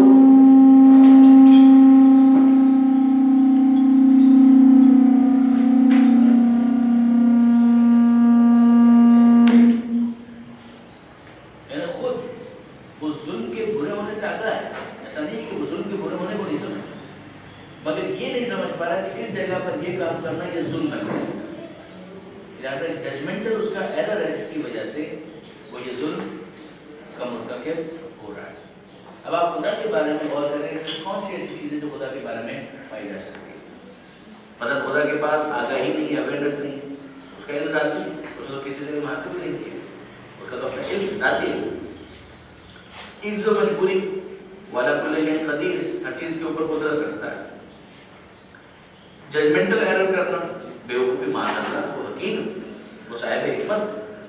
تو پروردگار عالم کے کیس میں نہ جہل صادق آ سکتا ہے، نہ پروردگار عالم کے کیس کے اندر مجبوری کا کوئی مسئلہ ہو سکتا ہے، نہ پروردگار عالم کی اسسمنٹ رانگ ہو سکتی ہے، ججمنٹل بھی ایرر نہیں ہو سکتا. تو جب ان میں سے تینوں میں سے کوئی بھی چیز نہیں ہے تو پھر اس کے بعد پروردگار عالم ظالم نہیں ہوگا، اور جب ظالم نہیں ہوگا تو وہ عادل ہوگا. یعنی صفات سلبیہ کے اندر ہم یہ کہیں گے کہ وہ ظلم نہیں کرتا، اور صفات ثبوتیہ کے اندر ہم یہ کہیں گے کہ وہ عدل کرتا ہے. اب اس بات کو جو ابھی میں نے آپ کے سامنے بیان کی ہے، علم کلام کے اندر جب ڈسکس کیا گیا تو کچھ جو صدوق علیہ الرحمٰن نے پیغمبر اکرم ختم مرتبہ احمد مصطفیٰ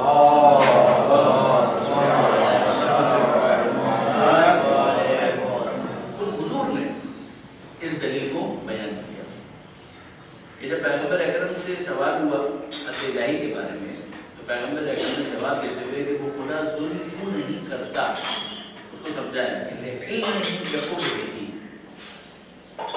ظلم کے کبھی ہونے کو جاننے کی وجہ سے وہ جانتا ہے کہ ظلم کرنا برا ہے، وہ استغنائہ عنہ، اور اس وجہ سے بھی کہ وہ ظلم کرنے کا محتاج نہیں، مجبور نہیں کہ وہ ظلم کرے. جب وہ اس بات سے آگاہ ہے، واقف ہے کہ ظلم کرنا برا ہے، اور جب وہ اس پر مجبور بھی نہیں ہو سکتا تو وہ ظلم کیوں کرے گا؟ وہ ظلم کرے گا، وہ عدل نہیں کرے گا. یہ ہوتی بات یہاں پر جو گزارش کی گئی. اب یہ بہت امپورٹنٹ، اب ہم بورڈ کو کرا دیں، بہت امپورٹنٹ یہ ڈسکشن ہے. اور وہ کہ آپ اس بات پر غور کیجیے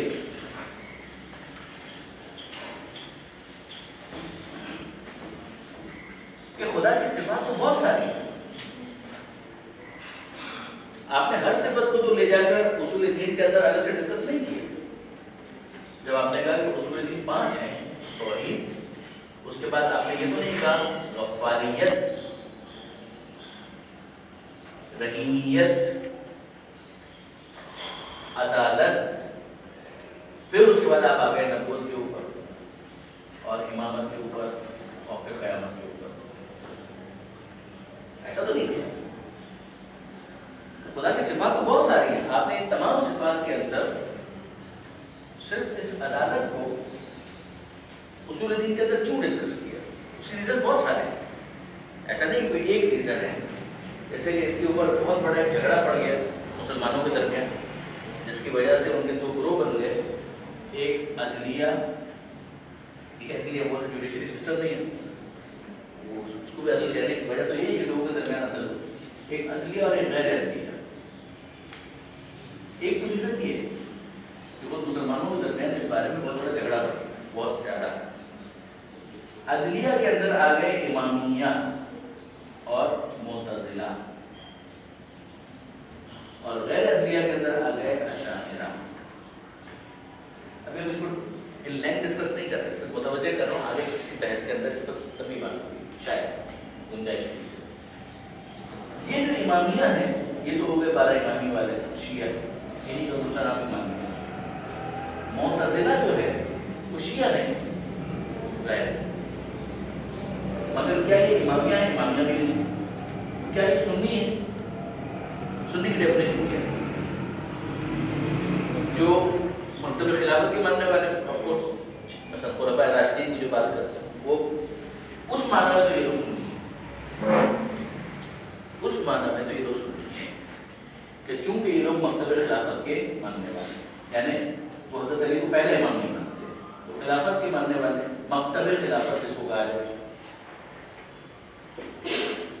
اس میں تو یہ دونوں ایک ہو جاتے ہیں. تو یہ بات ذہن میں رکھیے گا. ابھی بھی میں اس کی ڈیٹیل میں بالکل نہیں جا رہا، کتاب کا ریفرنس دے دوں گا، وہ آپ پڑھتے رہیے گا کہ جو لفظ سنی یا اہل سنت ہے یہ شیعوں کے مقابلے میں ایجاد نہیں ہوا. بس ذہن میں رکھیے گا لفظ اہل سنت، لفظ سنی یہ شیعوں کے مقابلے میں ایجاد نہیں ہوا کہ چونکہ بھائی وہ شیعہ ہیں لہذا ہم سنی ہیں، یا ہم سنی ہیں اور وہ شیعہ نہ. اس کو سمجھانے کے لیے تو یہ والی بات ہے کہ بھئی یہ امامیہ ہیں، یہ امام کے ماننے والے ہیں، 12 امام کے ماننے والے ہیں، یا پریسائزلی اگر ہم کہیں یہ حضرت علی علیہ السلام کو پہلا امام، پیغمبر اکرم کا جانشین مانتے ہیں، خلیفہ بلا فصل مانتے ہیں، اس مانتے ہیں. یہ امامیہ ہیں. ان کے مقابلے میں جو ہے وہ خلافت والے ہیں جو خلفاء راشدین کی بات کرتے ہیں، پورا کانسیپٹ لے کر چلتے ہیں. اور کیا جو لفظ سنی ہے اس کے بارے میں جو تھیوریز ہیں اس کو اگر آپ پڑھنا چاہیں تو بہت اچھی کتاب ہے شیعہ کا مقدمہ.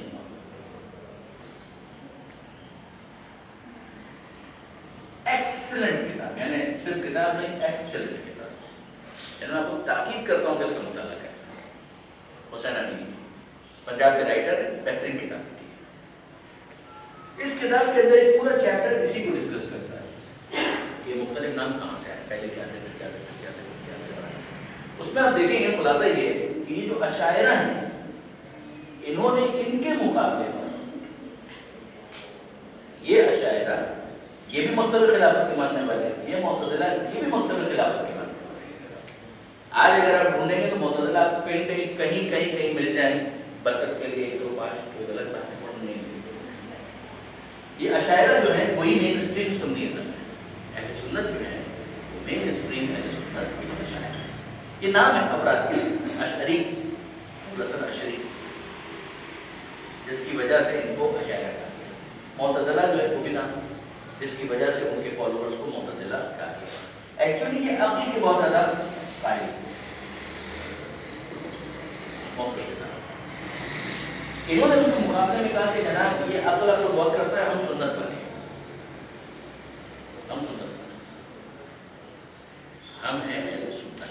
اور کیا تو یہ جو لفظ استعمال ہوا اہل سنت وہ ان کے مقابلے پر،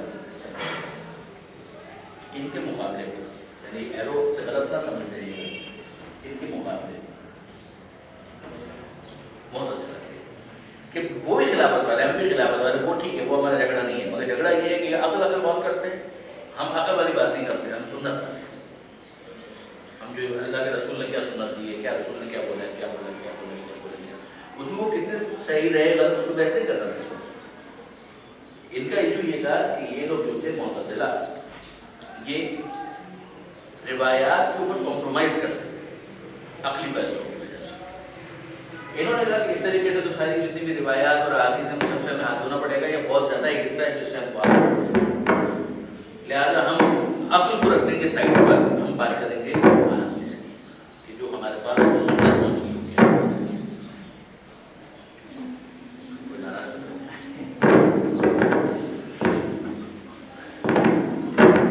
اچھا اب اس کو بھی اگر آپ پڑھنا چاہیں ان دونوں کے نظریات کے خلاصے تو پھر عالم مطالعے کی بہت اچھی کتاب ہے اسلامی علوم کا تعارف.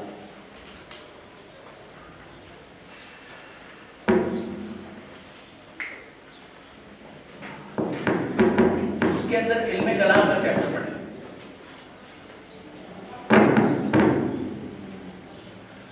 اس علم کلام کے چیپٹر کے اندر آپ کو معتزلہ اشاعرہ نظریات کا خلاصہ ملے گا، کس طرح سے یہ آپس میں ایک امامیہ کے ساتھ ان کا کیا معاملہ بنتا ہے. اچھا ہوا کیا کیس اس کے اندر کہ احادیث کے اندر آپ جانتے ہیں پینیٹریشن اسرائیلیات کا بھی بہت زیادہ ہے, بہت زیادہ. یعنی اگر آپ صرف یہ کہہ رہے ہیں تو یہ حدیث ہے اس کو میں نے بس چونکہ انہوں نے کہا ہے میں نے لے لیا یا تو بہت سادہ لوہی ہوگی بہت زیادہ, یعنی اوور سمپلیسٹی بس کتاب کے اندر آگے اللہ کے رسول نے لکھا ہے. وہ یہ تو آپ دیکھیں کون کہنے والا ہے کہ یہ اللہ کے رسول نے کہا ہے. معتزلہ نے اس بارے میں صحیح گرفت کی, انہوں نے کہا کہ ٹھیک ہے صاحب ہم تو یہ دیکھیں گے کہ وہ حدیث صحیح ہے غلط ہے. ایسا وہ صحیح اور غلط کے چکر میں پھر بہت زیادہ ریلیکٹنٹ ہو گئے, بہت کیئرلیس اپروچ ان کی ہو گئی. یہ حوصلے کی بات ہوتی ہے کہ جب آپ میدان کے اندر اترتے ہیں کسی علمی کام کو انجام دینے کے لیے, اکیڈمک جب آپ ریسرچ کرنے کے لیے جا رہے ہوتے ہیں تو پھر آپ کو تھکنا نہیں ہوتا. پھر آپ کا تھک گیا تو پھر آپ پیچھے چلے گئے, پھر آپ نے کہا کہ نہیں ٹھیک ہے وہی ٹھیک ہے, چھوڑو اتنی محنت مت کریں, یہ سستی. تو دین کے معاملے کے اندر یہ ہوا, بعض لوگوں کو ان کی طرف سے زیادتی ہوئی, بعض لوگوں کی طرف سے زیادتی ہوئی. انہوں نے تو اسرائیلیات اور یہ سب کچھ بھی لے گڑبڑ. انہوں نے معتزلہ نے بہت ساری ایسی احادیث کے جن کو اسرائیلیات نہیں کہا جا سکتا اس کے اوپر بھی کمپرومائز کر ڈالا. ایز اے ریزلٹ ایکسٹریمز بنتے چلے گئے, اور یہاں پر بھی لوگ عدل سے باہر ہوتے چلے گئے, ایشوز بنے. ان کا اور امامیہ کا یعنی شیعوں کا ایک بات پر اتفاق تھا, اور وہ تھا خدا کے عادل ہونے پر. کہ خدا عادل ہے, جس کی وجہ سے ان دونوں کو مشترکہ طور پر کہا گیا عدلیہ. یہ بات ہے, یہ جو نام ان کا بنا یہ اس کامن ڈینومینیٹر کی وجہ سے بنا. کہ صاحب یہ بھی عدل کے قائل ہے, یہ بھی عدل کے قائل ہے. کس کے عدل کے قائل ہے؟ خدا کے عدل کے قائل ہے. لہذا جب خدا کے عدل کے قائل ہیں تو پھر ان دونوں کو ملا کر کہا جائے گا عدلیہ. ان دونوں کے بھی جب ڈفرینس ہوں گے تو کہا جائے گا امامیہ معتزلہ, اور ان کے مقابلے میں جب عدل کی بحث ہوگی تو یہ کہے جائیں گے اشاعرہ, اور پھر الگ الگ جب ڈسکشن ہوگی تو سب کو الگ الگ نام سے. ون آف دا ریزنس کہ عدالت کو الگ سے ڈسکس کیا گیا اس کا ریزن, اچھا وہ ڈفرینسز کیا تھے اس پر بات آگے آئے گی, لیکن ابھی اتنا سمجھ لیجیے کہ یہ عدلیہ کہلاتے تھے اور یہ لوگ غیر عدلیہ. یہ عدل کی دوسری بات ہے, یہ عدل کی دوسری بات ہے. تو عدل الگ سے کوئی چیز نہیں, خدا جو کر دے وہ عدل ہے. یعنی آپ یہ کہتے ہیں خدا ظلم نہیں کرتا, خدا عدل کرتا ہے, یہ نہ خدا جو کرتا ہے وہ عدل ہے. بہت باریک فرق ہے, سمجھیے کیسے, اور غور بھی کیجیے گا کہ عدل کوئی حقیقت ہے, ظلم ایک حقیقت ہے. خدا ظلم نہیں کرتا, خدا وہ کہتے ہیں خدا جو کرتا ہے وہ عدل ہوتا ہے. اب وہ اس کو سمجھانے کے لیے جو ایلوبریٹ کرتے ہیں, مثال دیتے ہیں, وہ کیا کہتے ہیں, وہ کہتے ہیں جناب ابھی خدا اگر معاذ اللہ موسیٰ علیہ السلام کو جہنم میں ڈالا, ہم کہتے ہیں نہیں ہو سکتا, نہیں ہو سکتا, نہیں ہو سکتا کیا مطلب, نہیں ہو سکتا, نہیں ہو سکتا کیا مطلب, خدا ہر چیز پر قادر ہے, قدرت رکھتا ہے, کیوں نہیں ہو سکتا. خدا اگر فرعون کو جنت میں ڈال دے اور موسیٰ علیہ السلام کو جہنم میں ڈال دے, مطلب نہیں ہو سکتا, نہیں ہو سکتا کیا مطلب, خدا ہر چیز پر قدرت رکھتا ہے. کہیں ظلم ہو جائے گا, خدا جو کرتا ہے وہ عدل ہے. یہ اس بات کو ذہن میں رکھیے گا, یہ ایشوز یہاں پر اس کو ایلوبریٹ کیا ہے. جیسے آپ کی کتاب جو آپ لوگوں کو پتہ نہیں ریکمنڈ کی گئی ہے یا نہیں, میرے ساتھ کی گئی ہوگی, اچھی کتاب, اس کے اندر بھی انہوں نے مثال دی دوسری کتابوں میں بھی, اور بہت شد و مت کے ساتھ یہ بحثیں ہوئی ہیں.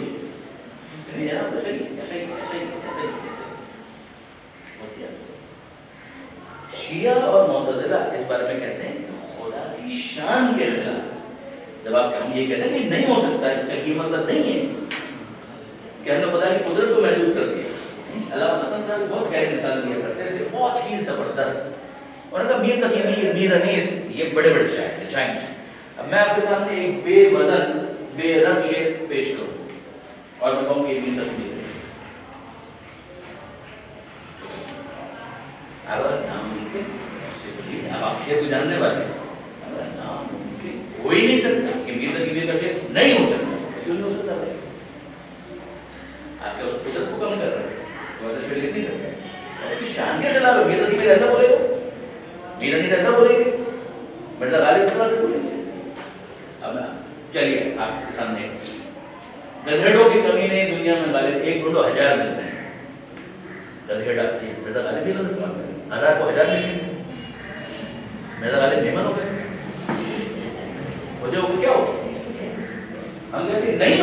تھا کہ مرزا غالب اس طریقے کا کوئی اس طرح کا کوئی شعر کرے، نہیں ہو سکتا. ہم نے اس کی قدرت کم نہیں کی بھائی، اس کی کمال کا تقاضا یہ ہے، وہ آئیکن ہے، وہ اس کا ماسٹر ہے، کیسے ہو سکتا ہے کہ اس طرح کا شعر ہے اس کی شان کے خلاف. آپ کی بیگم بہت اچھی بریانی بناتی ہے، ٹھیک ہے، کوئی ابلے ہوئے چاول آپ کے سامنے لا کر رکھے اور کہیں آپ کی بیگم نے بریانی بنائی. مجھے پاگل بنا دو، میں نے ساری زندگی ان کے ساتھ گزاری، مجھے تو پتا ہے کہ وہ بریانی کتنی اچھی بنانا ہے. ہو ہی نہیں سکتا کہ میری بیگم کی بریانی نہیں ہوگی. ابلے ہوئے چاول آپ کہیں یہ بریانی تو نہیں ہو سکتی، اور میری بیگم کیسے نہیں بنا سکتی؟ سختی کا کیا مطلب؟ یعنی اس ڈش کو خراب کرنے کے لیے جتنے ارکان ہیں وہ نہیں کر سکتی ہے. مسالہ خراب کرتے، چاول کو صحیح طرح سے نہ چھوڑے، اس کی شان کے خلاف ہے. یعنی یہ مثالیں جو مذاق والی ہیں ان کو آپ لے جائیے نا. آپ نے خدا موسیٰ کو ڈال دے جہنم کے اندر تو خدا قدرت رکھتا ہے جو چاہے وہ کرے. ارے بھائی خدا کی شان کے خلاف ہے کوئی یہ کام کرے، ورنہ تو صفات سلبیہ پر ہم ڈسکس ہی کیوں کیا؟ اگر خدا کا کوئی شریک نہیں ہو سکتا، خدا کسی کو اپنا شریک نہیں بنا سکتا، خدا شادی نہیں کر سکتا، کیوں نہیں کر سکتا؟ آپ نے خدا کی قدرت کم کر دی. خدا کسی کو اپنا بیٹا نہیں بنا سکتا، کیا مطلب نہیں بنا سکتا؟ خدا کسی کو اپنا شریک نہیں بنا سکتا، بنا سکتا کا کیا مطلب؟ وہاں پر بھی یہی کہیں کہ اگر خدا نے کسی کو اپنا شریک بنا لیا خدا کل شیء قدیر ہے، اس کی شان کے خلاف ہے، توحید کا بھی. اب خدا کھانا نہیں کھا سکتا، کھانا کوئی کمال ہے. ہمیں خدا نہیں سو سکتا، کیا مطلب نہیں سو سکتا؟ ہم نے اس کی قدرت کم نہیں کی ہے. سونا اس کی شان کے خلاف ہے، کھانا اس کی شان کے خلاف ہے. سونے کا مطلب یہ وہ تھک گیا، وہ اپنے آپ کو فریش کرنے کے لیے نیند کر رہا ہے. یہ خدا انسان ہے، مخلوق ہے، خالق ہے، اس کی شان کے خلاف. یہ بہت بنیادی فرق ہے، اس کو سمجھیے گا، اس کو سمجھیے گا. اس کے اوپر بنیاد رکھی جاتی ہے پوری اس بحث میں، جس کو کہا جاتا ہے حسن و قبح عقلی، کہ کیا انسان اپنی عقل سے حسن و قبح جج کر سکتا ہے یا نہیں کر سکتا؟ آپ کو یاد ہے وہ تھوڑی دیر پہلے ہم نے ڈسکس کیا، ہم نے کہا عدل آپ کا کیا ہے؟ صفت کمال ہے یا صفت نقص؟ اور کیا نا یہ ایکسرسائز ہم نے کی تھوڑی دیر پہلے. میں نے آپ کا کیا ہے؟ عدل. آپ نے ہے تو کمال. یہ کیا ہے؟ یہ آپ نے جو کہا ہے تو کمال، یہ آپ کا جج کرنا ہے. اس کو کہتے ہیں اس کے حسین ہونے کو آپ نے جج کیا، اچھے ہونے کو آپ نے جج کیا، وہ برے ہونے کو آپ نے جج کیا. ظلم برا ہے، یعنی صدام حسین جیسے ظالم کو بھی اگر آپ پوچھیں گے نا کہ ظلم اچھا ہے یا برا ہے، ظلم تو برا ہے. عدل اچھا ہے یا برا ہے، عدل تو اچھا ہے. وہ کیا کرتا ہے اس کو چھوڑ دیجیے. لیکن یہ اتنا واضح ہے، اتنا واضح ہے، اس کے لیے شیعہ سنی بھی چھوڑ دیجیے، مسلمان غیر مسلم بھی چھوڑ دیجیے، خدا کو ماننے والا خدا کو نہ ماننے والا بھی چھوڑ دیجیے. کسی بھی انسان سے اگر آپ پوچھیں گے تو وہ سلیم العقل ہے، تو وہ بعض چیزوں کے اچھے ہونے کو جج کرتا ہے، بعض چیزوں کے برے ہونے کو جج کرتا ہے. درست ہے؟ اشاعرہ نے اس کے اندر جو بات اس پر اصرار کیا، انہوں نے کہا یہ ہوتا ہی نہیں. جو ابھی ہم نے عدل والی جو بحث آپ کے سامنے پیش کی نا، تو انہوں نے کہا خدا ڈال دے اس کو کوئی پرابلم نہیں، عدل ہی ہو جائے گا. انہوں نے کہا کہ نا حسن و قبح عقلی کچھ نہیں ہوتا. حسن کو یہ کیا ہوتا ہے؟ خدا جو کر دے حسن، جو کر دے وہ خوب ہوتا ہے. خدا جو کرتا ہے حسین ہوتا ہے، اس لیے خدا وہ کرتا ہے. برا ہوتا ہے اس لیے خدا نہیں کرتا.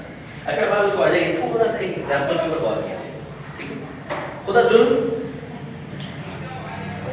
نہیں کرتا، خدا عدل بھی کرتا ہے. ہم الٹا لیں، خدا جو کرتا ہے خدا جو نہیں کرتا ظلم. ٹھیک ہے، ایک تھوڑا سا اس کے اوپر غور کریں.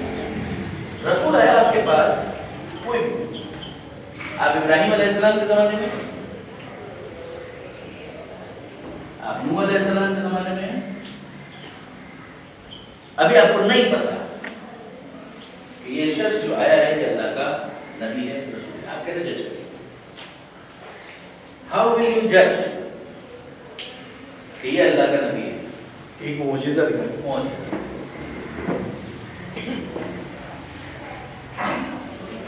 معجزہ اگر وہ دکھا دے تو ثابت ہو جائے گا کہ وہ اللہ کا نبی ہے. کیا بنیاد ہے اس کی؟ اور کیا بنیاد ہے اس کی؟ اگر آپ ابھی آپ ہیں وہ شخص ہے، آپ کے سامنے تو ثابت تو نہیں بنا کہ اللہ کا نبی ہے، اللہ نے اس کو نبی بنایا آپ کے سامنے تو نہیں بنایا، اللہ نے اس کو رسول بنایا آپ کے سامنے نہیں بنایا۔ آپ کا ایزمپشن یہ ہے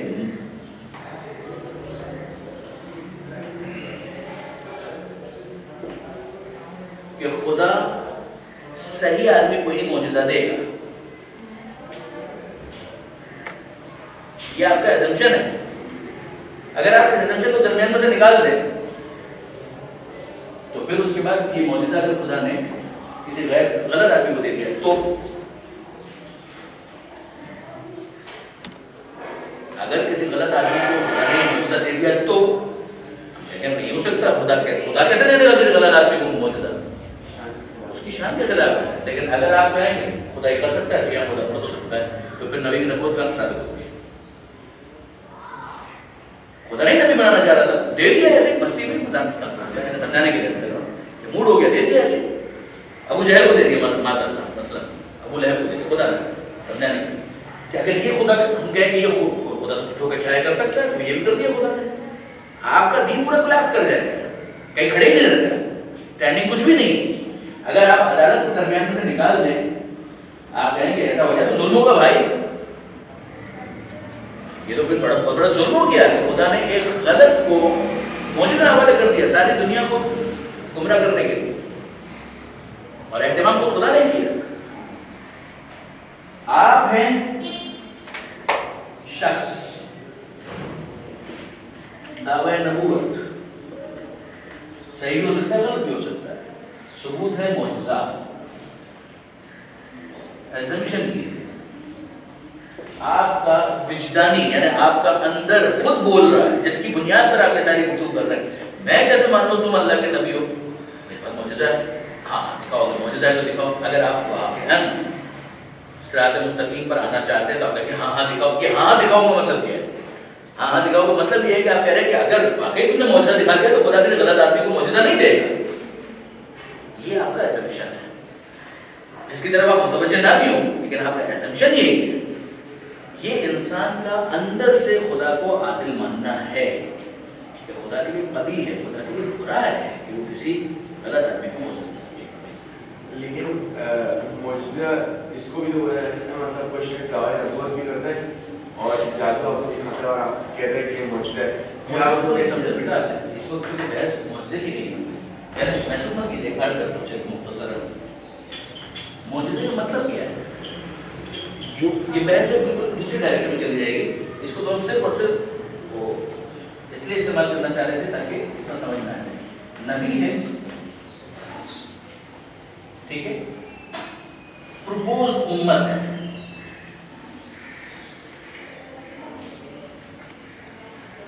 ٹھیک ہے، مثلا اس کے اندر 500 افراد ہیں، اس پروپوزڈ امت کے اندر 500 افراد ہیں، ٹھیک ہے۔ نبی کو اپنی نبوت ثابت کرنے کے لیے معجزہ دکھانا ہے۔ یہ 500 افراد ہیں، یا افراد کے لیے نبوت ہوگی یا ایریا کے لیے ہوگی، آبلیٹ ٹائم باؤنڈ ہوگا یا ٹائم باؤنڈ نہیں ہوگا۔ تین چیزیں، کچھ افراد ہیں، ایک علاقہ ہے، ایک وقت ہے۔ اس علاقے کے لیے یہ نبی ہے، اس علاقے سے باہر نہیں۔ ان لوگوں کے لیے بنی اسرائیل کے لیے نبی ہے، بنی اسرائیل کے بعد نہیں۔ اس ٹائم کے لیے نبی ہے، اس ٹائم کے بعد نہیں ہے، ٹھیک ہے۔ جن لوگوں کے لیے یہ نبی ہے، جس علاقے میں یہ نبی ہے، جس زمانے کے لیے نبی ہے، اس علاقے میں، اس ٹائم میں، ان لوگوں میں سے کوئی بھی اس معجزے کا جواب نہیں لا سکے۔ جادو میں ایسا نہیں ہے، جادوگر معجزہ ہونے کا دعویٰ نہیں کرتا ہے، یاد رکھیے۔ میں عام طور پر اس فنومینا کو سمجھانے کے لیے ایک مثال دیتا ہوں۔ جس زمانے میں یہ لائٹ ایجاد ہوئی ہوگی نا، ایڈیسن نے ایجاد کیا، ایڈیسن نے بلب ایجاد کیا، معجزہ نہیں، کیوں؟ معجزے کا مطلب یہ ہے میں نے یہ بلب ایجاد کیا ہے، تم کر کے دکھاؤ، تم کر کے دکھاؤ، تم کر کے دکھاؤ، تم کر کے دکھاؤ، تم کر کے دکھاؤ، تم کر کے، سب مل کے کر کے دکھاؤ، میں نے یہ جانا۔ آج نہیں کر پایا, دوسرا کل نہیں کر پایا, 3 دن 4 دن 5 دن 1 مہینہ 2 مہینہ آ جائے گا. کیوں؟ اس لیے کہ اس نے کوئی ایسا دعویٰ کیا ہی نہیں ہے. یہ معجزہ نہیں ہے, یہ ہڈن لاس کو ڈسکور کر کے ایک ایسا کام کیا گیا ہے کہ جو آپ بھی کریں تو ہو جائے گا, آپ بھی کریں تو ہو جائے گا. مجھے پتا چل گیا تو میں نے کر دیا, آپ کو پتا چل گیا آپ کر دیجیے. اور آسان مثال میں آپ کی خدمت میں عرض کروں, کوئی بریانی بنی, پہلی دفعہ جب کسی نے بریانی بنائی ہوگی, کیسے بنائی, یہ کیسے بنائی کوئی کوشچن ہے. اس کا مطلب یہ ہے کہ آپ نے کچھ ایسا کیا ہے جس سے یہ بنا ہے. یہ معجزے کا دعویٰ نہیں ہے. میں نے ایسا کچھ کمبینیشن کیا ہے, اس کو ڈالا, اس کو ڈالا, اس کو ڈالا, اس طرح سے ملایا, اس طرح سے اس کو گرم کیا, یوں کیا, یوں کیا, یہ بن گیا. آپ کریں گے تو بھی بن جائے گا, آپ کریں گے تو بھی بن جائے گا, آپ کریں گے تو بھی بن جائے گا. میں فرسٹ ضرور ہوں اس کو کرنے میں, but I am not the only. ایک ہے فرسٹ ہونا, ایک ہے اونلی ہونا. اس اونلی ہونے کے ساتھ ایک کلیم ہونا, I am the only who is doing this and I have the claim کہ میں اللہ کا نبی ہوں. اس کا ثبوت کیجیے, اس کا ثبوت کیجیے. اگر تم سمجھتے ہو کہ یہ نہیں ہے, خدا کی طرف سے کوئی خاص اہتمام نہیں ہے اس کے لیے, تم کرو. انسان میں بھی یہ بنیادی فرق ہے. متوجہ, جادوگر یا ایڈیسن یا گرام بیل, کوئی بھی انوینشن کرنے والا, he can be the first, he is not the only, plus he does not have any such claim. اس کے بعد ایسا کلیم یہ عاجزی سے نکلا ہے. ہاں, مطلب کوئی اور کھڑا ہے تو عاجز. کیا چیز؟ معجزہ. ہاں, عاجز کر دینے والا کام, عاجز کر دینے والی چیز. قرآن اس کا جواب لے آؤ. اگر تم سمجھتے ہو کہ یہ ان کنتم فی ریب مما نزلنا علی عبدنا, اگر تمہیں شک ہے, نوٹ کریں ایک بات, اگر تمہیں شک ہے, ریب مما نزلنا, جو ہم نے نازل کیا ہے اپنے بندے پر, وہ خود سے نہیں کر رہا ہے, جو ہم نے نازل کیا ہے اپنے بندے پر, فَأْتُوا بِسُورَةٍ مِثْلِهِ, تم ایک کام کرو اس جیسا ایک سورہ بنا دو, تم بھی تو انسان 1 2 10 وَدْعُوا شُهَدَاءَ, اور جتنے چاہو ایک دوسرے کے لیے مددگار بھی تلاش کرو. ایک بنا رہا ہے اگر معاذ اللہ, تو تم اتنے سارے, زبان بھی وہی ہے, تمہاری زبان ہے, تو اس کا جواب دیا. ان لم تفعلوا, نہ کر سکو, ولن تفعلوا, اور ہرگز نہ کر سکو گے. یہ معجزے کا چیلنج. ڈرو بھی اس آگ سے کہ جس کا ایندھن انسانوں کو بھی بنایا جائے گا اور پتھروں کو بنایا جائے گا. پر ہماری اس میں جو بحث ہے وہ یہ تھی کہ خدا نے صحیح آدمی کو معجزہ دیا ہے یا غلط آدمی کو معجزہ دیا ہے. ہمارا مفروض یہ خدا عادت ہے. اگر آپ اس کو درمیان میں سے نکال دیں عدالت کو, تو آپ کا نبوت کا پورا سیٹ اپ کلاس کر جائے گا. ایک آیت کے اوپر ذرا غور کیجیے. رسولا مبشرین و منذرین, سورہ نساء کی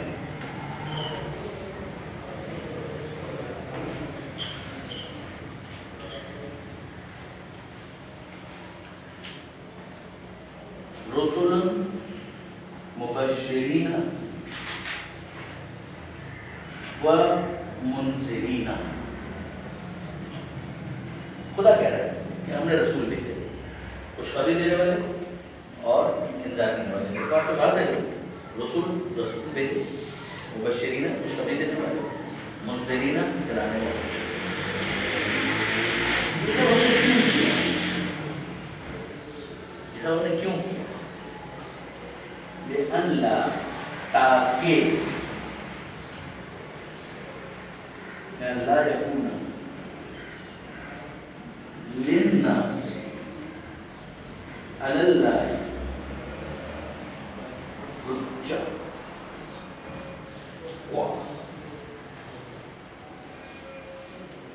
پوری گئے, ہم نے رسولوں کو بھیجا خوشخبری دینے والے اور ڈرانے والے, تاکہ نہ رہے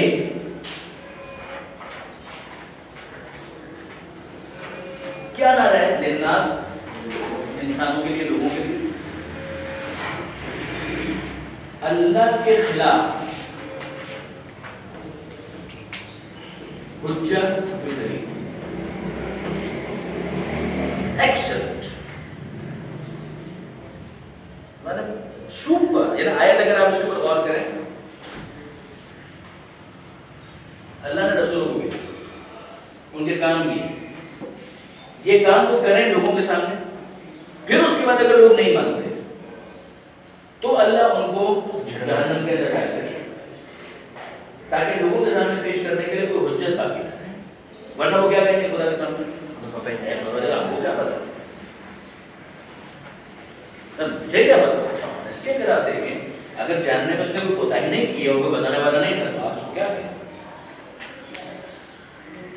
جاننے میں اس نے کوئی کوتاہی نہیں کی ہے اور کوئی بتانے والا نہیں تھا تو ہاؤ کین یو ہولڈ ہم ریسپانسبل، آپ اس کو کیسے جہنم میں ڈال سکتے ہیں صرف اس وجہ سے کہ خدا آتا ہے، ادروائز خدا کی مرضی جس کو ڈالنا چاہے ڈالتا ہے، آپ کون ہوتے ہیں کرنے نوٹ کیجیے۔ ایکچولی کیس یہ ہے کہ ہم چاہے اس کو ڈسکس کر رہے ہیں مگر یہ اتنا ہمارے دلوں کے اندر وجدانی طور پر موجود ہے، ہاں بھائی ایسا تھوڑی ہو سکتا ہے مداح وغیرہ کسی کو ڈال دے گا جہنم میں، اس کو پتا تو چلے کہ میں کس لیے اس دنیا کے اندر آیا، اس کو غریب کو پتہ ہی نہیں چلا کہ خدا نے نماز مانگی، روزہ مانگا، یہ مانگا ہے، اور آپ اس کو پوچھ رہے ہیں تم نے روزہ کیوں نہیں کرتا،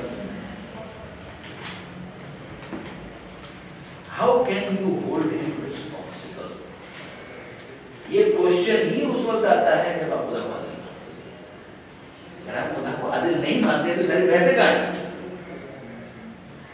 پھر تو اس کے بعد خدا کو بولنے کی ضرورت ہی نہیں، خدا کا خود یہ بتانا آپ کو تو کریں کہ خدا کتنا انسان سے قریب ہو کر اس آیت کے اندر گفتگو کرتا ہے، ہم نے تو بھیجے ہی اس لیے تاکہ نہ باقی رہے لئلا یکونا، کس کے لیے، انسان کے لیے، اللہ اللہ ہمیشہ یعنی اللہ کا ایک کام یہ کہ وہ اگینسٹ کے معنی ہے مقابلے پر، مخالفت میں، انسان کے پاس اللہ کے مقابلے میں اللہ کے خلاف پیش کرنے کے لیے کوئی دلیل باقی نہ رہے، یعنی خدا کہتا ہے کہ میں نہیں چاہتا کہ انسان اس طرح سے میرے سامنے دلیل پیش کرے گا، پروردگار مجھے کہاں پتا تھا کہ مجھ سے تم نے کیا چاہا، خدا کو تو کہنا چاہیے کہ ہم نے تو بھیج دیا، ہماری مہربانی نہیں بھیج دیا، ان کو جہنم میں ڈالتے، تم کون بولنے والے ہیں، خدا نے یہ نہیں کہا، خدا نے یہ نہیں کہا، پروردگار عالم نے اپنے حکیم کو سمجھایا ہے، پروردگار عالم نے اپنے عاقلوں کو سمجھایا ہے، ان آیتوں کے ذریعے سے اسی عدل کے فنامنا کو کلیئر کیا۔ اب آئیے ذرا سا اور اس کو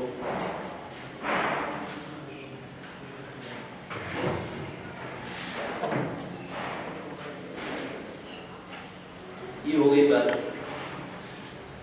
حسن کو عقلی کے حوالے سے گفتگو ہو گئی، اس کو آپ اسٹڈی کیجیے گا، دیکھیے گا تھوڑا سا تاکہ آپ لوگوں کے لیے مزید یہ بات ہو۔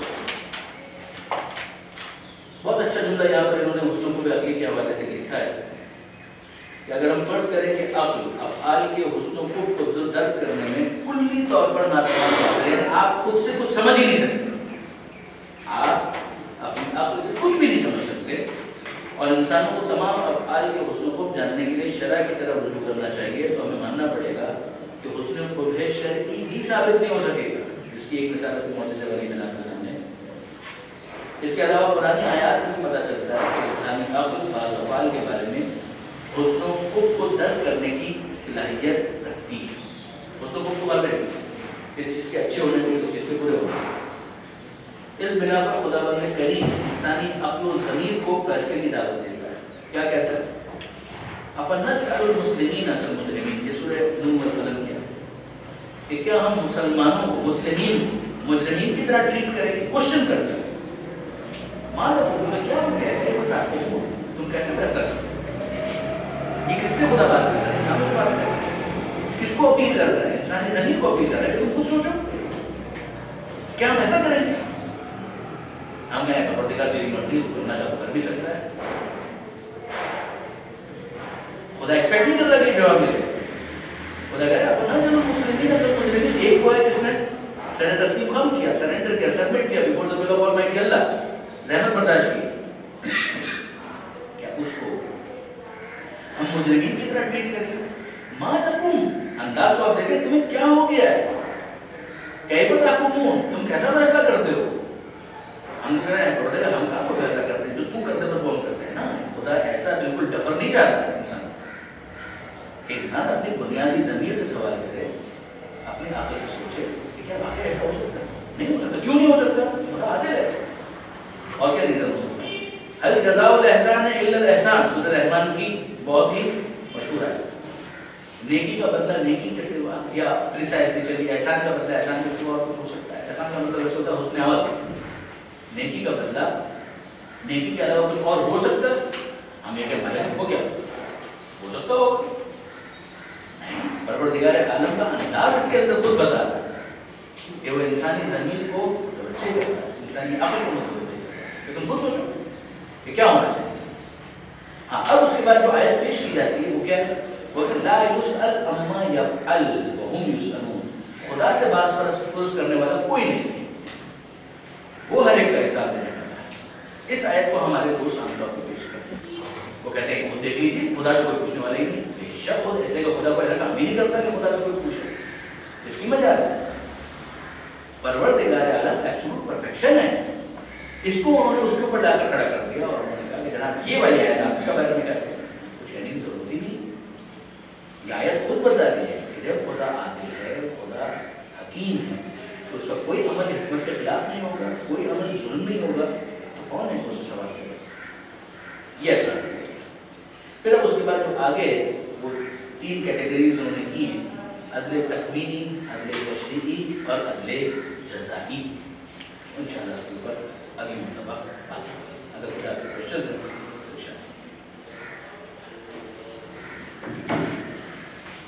अगर क्वेश्चंस नहीं हैं तो स्टार्ट बिस्मिल्लाह।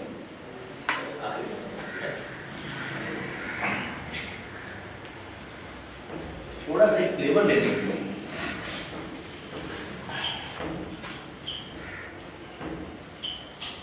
यूट्यूब तो सर के घरों में होगा, अब तो पाबंदी खत्म हो गई।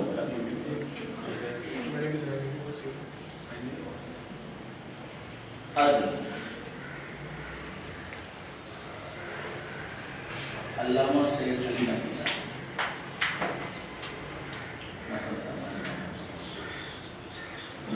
और अल्लामा यूट्यूब पर इस नाम से हर लोग दोनों स्पीचेस आपको मिलेंगी, दोनों स्पीचेस आपको मिलेंगी। ये लेक्चर है, ये तालिब सब का दर्स है, टेबल और कुर्सी लगा हुआ होगा, यानी ऐसा नहीं कोई मजलिस सुनकर आ जाए, तो मजलिस के अपने तकाज़े होते हैं, उसके अंदर बहुत टाइम है होना चाहिए, तो दर्स उनका एक बाकायदा है, उसको ज़रा सुनेगा। ये इनकी तो हर मजलिस है, 1.5 घंटे की करना, इसको तो भूल कर पी गई। अगर हो सके 10, 12, 15 दफ़ा सुनिएगा जब तक कि आपके अंदर के सेशंस हो रहे हैं, तो आपको बहुत कुछ समझ में आएगा इंशाअल्लाह। आई होप बहुत कुछ समझ में आएगा। ये एक्चुअली 5 स्पीचेस का मजमूआ है उनका, तो एक अदल नबूवत इमामत का है, वो कंपाइल भी हो रहा है, अगर बाय द टाइम छप गया तो आपको इंशाअल्लाह भी फिट होगा। ये जो तकरीर है ये तकरीबन शायद 1 घंटे की होगी, 45 मिनट अराउंड हुआ, बाद में 15-20 मिनट क्वेश्चन आंसर। अच्छा, एक ओवरऑल व्यू अच्छा मिलता है। और अगर आप इन डेप्थ और भी ज़्यादा पढ़ना चाहते हैं तो अगले इलाही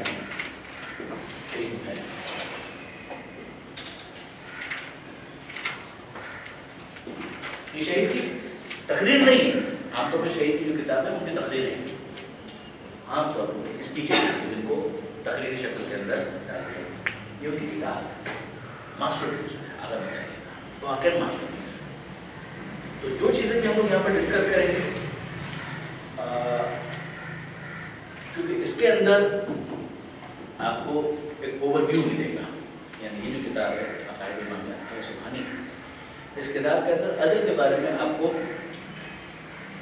एक आउटलाइन से आगे का बताना, बिल्कुल आउटलाइन से आगे का बताना, मगर बहरहाल उतनी डिटेल्स नहीं मिलेंगी, इसलिए इसका पर्पस ही कुछ और है, इसका पर्पस वो नहीं है।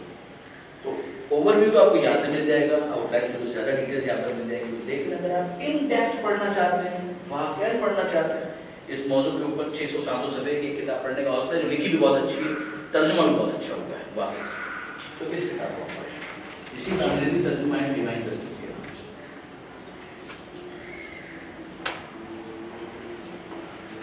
सेम ऑथर आखिर बताइए, फारसी किताब अदले इलाही, उर्दू तर्जुमा अदले इलाही, अंग्रेजी तर्जुमा डिवाइन जस्टिस के नाम से। اور یہ والی اگر اسپیچ اگر آپ مکھن صاحب والی جو اس کو اگر 10-12 مرتبہ اگر آپ سن لیں تو آپ کو بالکل کلیئر ہو جائے گا، یعنی اس سے زیادہ، اور یہاں تک پہنچنے کے لیے آپ کو درمیان میں ایک پیسج مل جائے گا، اور پھر اس کے بعد اگر اس سے بھی پہلے اس کو سنو تو آپ کو ایک اوور مزید حاصل ہو جائے گا، ایک تک حد تک انشاءاللہ۔ بھی آپ لوگوں کی طرف سے کوئی چیز تو نہیں؟ آپ جو بیٹا بتائیں۔ ہم نے ابھی یہ تو ڈسکس کر لیا کہ امامیہ شاعرہ اور معتزلہ کے ویوز کیا ہیں، لیکن اب یہ بات تو صحیح ثابت نہیں ہوئی نا کہ ہم عدل کو توحید وغیرہ کے ساتھ ہی نیگیٹو کرتے ہیں۔ میں نے اس کی آپ فکر کہ توحید کے بعد عدل کو الگ سے ڈسکس کرنے کی ایک بہت بڑی وجہ تو یہ ہے کہ اگر ہم مسلمانوں کے مختلف گروہوں کے نظریات کو جب اسٹڈی کرتے ہیں تو جس طریقے سے آپ امامت میں پھڈا دیکھتے ہیں جھگڑا، اسی طریقے سے عدل کے اندر بھی جھگڑا ہوتا ہے اور زوردار جھگڑا ہوتا ہے، جس کی بنیاد پر اس کی جو آف شوٹس ہیں وہ کیا ہے پتہ؟ قضا و قدر، جبر و اختیار، یہ سارے اس کے آف شوٹس ہیں آگے جو آگے ہیں۔ تو ایک تو اس کی وجہ سے اس کو الگ سے ہائی لائٹ کیا گیا، دوسرا ریزن کہ اگر آپ عدل کو ہٹا دیں تو پھر آپ کی نبوت جو بھی تھوڑی دیر پہلے معجزے والی میں نے پوری بحث کی تھی وہ کلاس کرتا ہے، لیکن نہیں بنتا۔ خدا ہے بالکل ہے، ٹھیک ہے، خدا ایک ہے، جی ہاں ایک ہے، ثم ماذا، پھر کیا؟ پھر کیا؟ آپ نبوت تک کیسے آئیں گے؟ اگر آپ عدل کو درمیان میں سے ہٹا دیں گے تو آپ نبوت تک کیسے آئیں گے؟ وہ تو کسی کو بھی نبی ہونے کے کیپیسٹی کے اندر وہ نبی ہے نہ ہو معجزہ دے سکتا ہے، پورا دین کولیپس کرتا ہے، نہ امامت اسٹیبلش ہوتی ہے نہ نبوت کو، قیامت کی تو کوئی ضرورت ہی نہیں ہے۔ ہم سوال کریں تاکہ لوگوں کے پاس کوئی حجت باقی نہ رہے، کیا حجت باقی نہ رہے؟ مرضی ہے ہماری، ہم جس کو چاہیں گے جہنم میں ڈالیں گے، جس کو چاہیں گے جنت میں ڈالیں گے، ہماری وہ قدرت کا جو بالکل غلط کانسیپٹ چلا گیا کہ قدرت کا مطلب یہ ہے کہ خدا اپنی شان کے خلاف بھی کسی کام کو انجام دینا چاہے تو دے سکتا ہے۔ دس بیکمز کلیئر اگر آپ عدل کو اس میں شامل کرتے ہیں۔ پروردگار عالم نے خود توحید کے لیے لفظ استعمال کیا، ان الشرک لظلم عظیم، شرک ہے وہ ظلم عظیم ہے۔ عدل کی بیسک جو ڈیفینیشن ہے وہ کیا ہے کچھ ایسا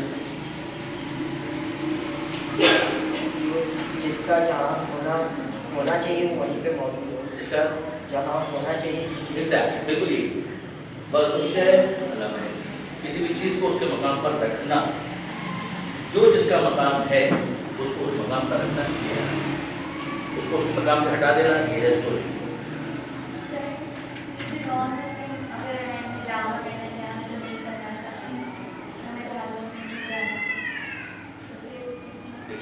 یا تو ان کا دعویٰ صحیح ہے یا غلط ہے، دونوں اس کو ایک بات ہے، یا ان کا دعویٰ صحیح ہے یا غلط ہے، ہم خدا کو ظالم نہیں مانتے، یہ بات ہے، یعنی ان کے ساتھ ظلم نہیں ہو۔ اب اگر ایک شخص ہے وہ کسی ایسے علاقے میں رہا، ہم فرض کرتے ہیں کہ ایسے علاقے میں رہا، جنگل بیابان، وہیں پر آج بھی ہیں اس طرح سے وحشی جنگل بیابان، ننگا پربت، چنگا مانا، پتہ نہیں یہ مجھے معلوم بھی نہیں ہے، یہ علاقوں میں پائے جاتے ہیں، بالکل الگ وحشی سویلائزیشن، بالکل نہ وہاں پر کوئی چیز آئی، نہ ان کو کبھی یہ پتہ چلا قرآن میں کوئی چیز ہے، نہ ان کو یہ پتہ کہ نبی ہے، کچھ بھی نہیں پتہ، they know nothing۔ بڑے بھی ہوئے 60-70 سال کے ہوئے اور مرے، ان کا کیا ہوگا؟ شاید ہوتا ہے discuss in full one chapter, ایک پورا چیپٹر اسی کے اوپر، ایک پورا چیپٹر۔ خلاصہ میں آپ کی خدمت میں اس کا خلاصہ اتنا ہے کہ اگر کسی کے پاس پیغام نہیں پہنچا تو اب آخری بات ہے، کیا اس وقت عقل تھی یا نہیں؟ عقل سے جتنا اس کو سمجھ میں آیا اتنا اس نے مانا یا نہیں مانا؟ یہ وہی حسن و خوف کی بات بھی تھوڑی دیر ہے، اس کو یہ نہیں سمجھ میں آیا کہ فجر کی ضرورت نماز پڑھنی، اس کو ماہ رمضان کا نہیں پتا، نہ رمضان کا کچھ پتا، نہ اس کو حج کا پتا ہے، نہ کافی کا پتا ہے، کچھ نہیں۔ کیا اس کو اس کی عقل نے کچھ سمجھایا یا کچھ نہیں سمجھایا؟ کچھ نشانیاں خدا کی دیکھ رہا، خدا تک پہنچا یا نہیں پہنچا؟ خدا تک پہنچا یا نہیں پہنچا؟ خدا کی ایک ہونے کو جتنا اس کی عقل سمجھاتی تھی اس نے اتنا سمجھا؟ اگر اتنا اس نے سمجھ لیا اس سے زیادہ اس کو سوال نہیں ہو سکتا۔ خدا کے عدل کے خلاف ہے اس سے زیادہ سوال ہے۔ لیکن انٹرنیٹ ایج کے اندر جہاں پوری دنیا کے اندر لوگ ایک دوسرے سے کنیکٹڈ ہو چکے ہوں، کتابیں موجود ہوں، آپ جس دین کے اوپر ہیں، آپ ہندو ہیں سو بسم اللہ، وہ 100%، آپ کرسچن ہیں بسم اللہ، کوئی بات نہیں، آپ پہلے اپنے دین کے بارے میں سوال کریں، آپ کو پورا رائٹ ہے، جس گھرانے کے اندر آپ پیدا ہوئے ہیں، جس انفلوئنس کے اندر آپ بڑے ہوئے ہیں، آپ کو پورا حق ہے کہ آپ اس کو پہلے اسٹڈی کریں، مگر جب یہ دعویٰ کیا جائے کہ یہ خدا کی طرف سے بھیجا گیا دین ہے، تو آپ انصاف سے مجھے بتائیے کہ اس وقت اس دین کے خدا کی طرف سے ہونے کا ثبوت کیا ہے؟ جس بنیاد پر نبی کی موجودگی میں معجزے کا مطالبہ کیا گیا وہ آج کیوں نہیں ہونا چاہیے؟ I get the point. Believe me, اس وقت یہ بات لمبی ہو جائے گی، اس کو ہم لوگ ڈسکس کرتے ہیں نبوت کے اندر، چھوڑی لیکن بریفلی بات ہے۔ پیغمبر اکرم نے چاند کے 2 ٹکڑے کیے تھے، آپ کے سامنے سورج کو پلٹایا تھا، آپ کے سامنے پلٹایا، سنگریزوں نے تسبیح پڑھی تھی پیغمبر اکرم کے ہاتھ، آپ کے سامنے آپ کے یہ وہ سوال ہے جو کرسچن سے بھی ہم چاہتے ہیں کہ وہ اپنے دین کے بارے میں، یہ وہ سوال ہے کہ جو ہم عیسائی سے بھی چاہتے ہیں، یہودی سے بھی چاہتے ہیں، ہندو سے بھی چاہتے ہیں، مسلمان سے بھی چاہتے ہیں، وہ اپنے دین کے بارے میں۔ یہ تو رپورٹ ہے، یہ تو خبر ہے۔ بھائی آپ نے ایک نبی مان لیا تو اب آپ کو انسان بارے میں جو کچھ بیان کیا جا رہا ہے یس یس یس یس یس، یہ وہ اعتراض ہے۔ ایتھیسٹ جو خدا کا نہیں ماننے والا ہے وہ سب پر کرے گا، جو خدا کا صحیح ماننے والا ہے وہ بھی یہ سوال کرے گا، جو خدا کا صحیح ماننے والا ہے وہ کہے گا جناب میں تو ماننا چاہتا ہوں لیکن یہ دلی ثابت تو ہونا چاہیے کہ یہ واقعی اللہ کے نبی تھے۔ جیسے کہ مثال کے طور پر کسی نے کہا عیسیٰ علیہ السلام مردوں کو زندہ کرتے ہیں، آپ کے سامنے کیا؟ کوڑی کو اچھا کرتا ہے، آپ کے سامنے جس کے سامنے کیا وہ مانے، آپ اور نہیں مانے۔ چاند کے 2 ٹکڑے کر دیے ہمارے پیغمبر نے، یہ سب بالکل صحیح ہے بھائی، خدا کے لیے کوئی سوچا لیکن نہیں چلے کہ مراد میں جیسا بات سنی انٹلیکچوئل اپنی طور پہ سمجھنے کی کوشش کریں جو میں کہنا چاہتا ہوں۔ اس وقت آپ کے پاس پیش کرنے کے لیے ایک شخص آتا ہے اور آ کر یہ کہتا ہے کہ جناب علی میں خدا کو ماننا چاہتا ہوں، آپ نے سمجھا اتنا تو سمجھ، آپ جو دین پیش کر رہے ہیں یہ خدا ہی کی طرف سے نازل کرتا ہے، آپ کا کچھ ثبوت ہے؟ ہم نے کہا ہمارے نبی نے چاند کے 2 ٹکڑے کیے، سوری وہ کیے ہوں گے، میرے سے یہ کوئی ثبوت پیش کریں، اگر یہ بولنے پر ہی میں مان لوں تو وہ بھی کچھ بول رہا ہے، یہ بھی کچھ بول رہا ہے، یہ بھی کچھ بول رہا ہے، پھر تو ختم ہو گئی بات۔ رام جی اور کرشن جی کی بھی بہت ساری چیزیں آپ کے سامنے رپورٹ ہو جائیں گی، what are you talking about؟ آپ کیا کر رہے ہیں؟ آپ میری بات سمجھ رہے ہیں؟ ایزیوم کریں ایک شخص آپ کے سامنے آتا ہے آئیڈینٹی، وہ کہتا ہے میں نے خدا کو مان لیا، خدا ہے، اب تو مجھے دین کی تلاش ہے، خدا نے کوئی دین بھیجا ہے نہیں بھیجا، آپ کے پاس جو دین ہے یہ خدا کا ہے، کیا کروں گا آپ کے پاس؟ آپ کو باتیں بعد میں ہوں گی، پہلے تو اس کو ایسا زندہ معجزہ چاہیے کہ جس کی بنیاد پر آج وہ اس رسول کی رسالت کو قبول کرے۔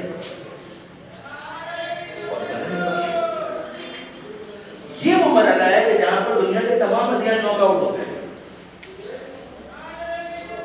سارے کے سارے ادیان ناک آؤٹ ہوتے ہیں، بات میرے ذہن میں رکھیے، اٹس ناٹ اے میئر کلیم، یہ فیکٹ ہے۔ اس وقت جوڈائزم، اس کا تو خیر کلیم ہی یہ نہیں ہے کہ دوسرے انسانوں کے لیے، وہ تو کہتے ہیں کہ ہم لوگ ہیں اللہ کے ڈانٹ لیے، یہ تو دین بھی ہمارے لیے، تم لوگ تو جاؤ آؤٹ، تو وہ تو کلیم ہی نہیں رکھتے۔ دوسرے جتنے بھی ادیان ہیں ان کے پاس کوئی زندہ معجزہ اس وقت پیش کرنے کے لیے نہیں ہے، وہ معجزہ ہے قرآن۔ آپ قرآن کو درمیان میں سے ہٹا، میں آپ سے عرض کروں مارک مائی ورڈز، اگر آپ قرآن کو درمیان میں سے ہٹا دیں کچھ بھی، آپ کے پاس دین کے نام پر کچھ بھی، دین باقی جتنا بھی ہے جب آپ اس کو مانتے ہیں اس کے بعد رسول اللہ کی رسالت اسٹیبلش ہے۔ اب وہ جو جہت اعجاز ہے کہ قرآن کیسے معجزہ ہے وہ پورا ایک الگ چیپٹر ہے، اگر پڑھنا چاہے البیان جو حیدر الخلوی کی کتاب ہے، ایکسلنٹ ورک، اس میں معجزے کی الگ پوری بحث موجود ہے، اس کو پڑھیں اسٹڈی کریں، اور نبوت و رسالت میں آپ لوگ یا پڑھ چکے ہوں گے یا پڑھیں گے، مجھے نہیں معلوم، مگر ایکسلنٹ وہ معجزہ ہونے کی عنوان سے زندہ معجزہ ہے، وہ جس طرح سے پہلے کہہ رہا تھا خدا اسی طرح سے آج بھی کہہ رہا ہے. اگر تمہیں شک ہے اس کے بارے میں کہ یہ ہمیں نازل نہیں کیا ہے, انہوں نے خود سے بنایا, اس کا جواب نہیں.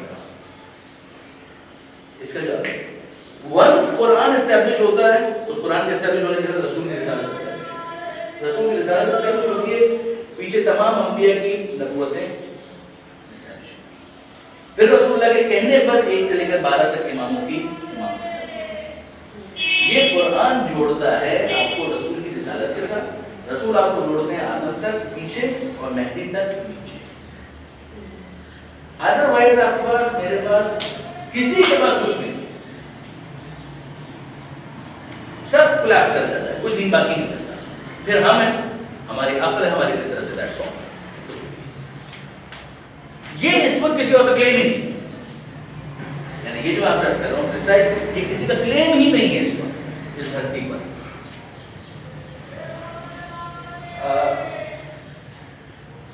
فارملی ہم اس کو کلوز کرتے ہیں, اس درس کو اس وقت ہم کلوز کرتے ہیں.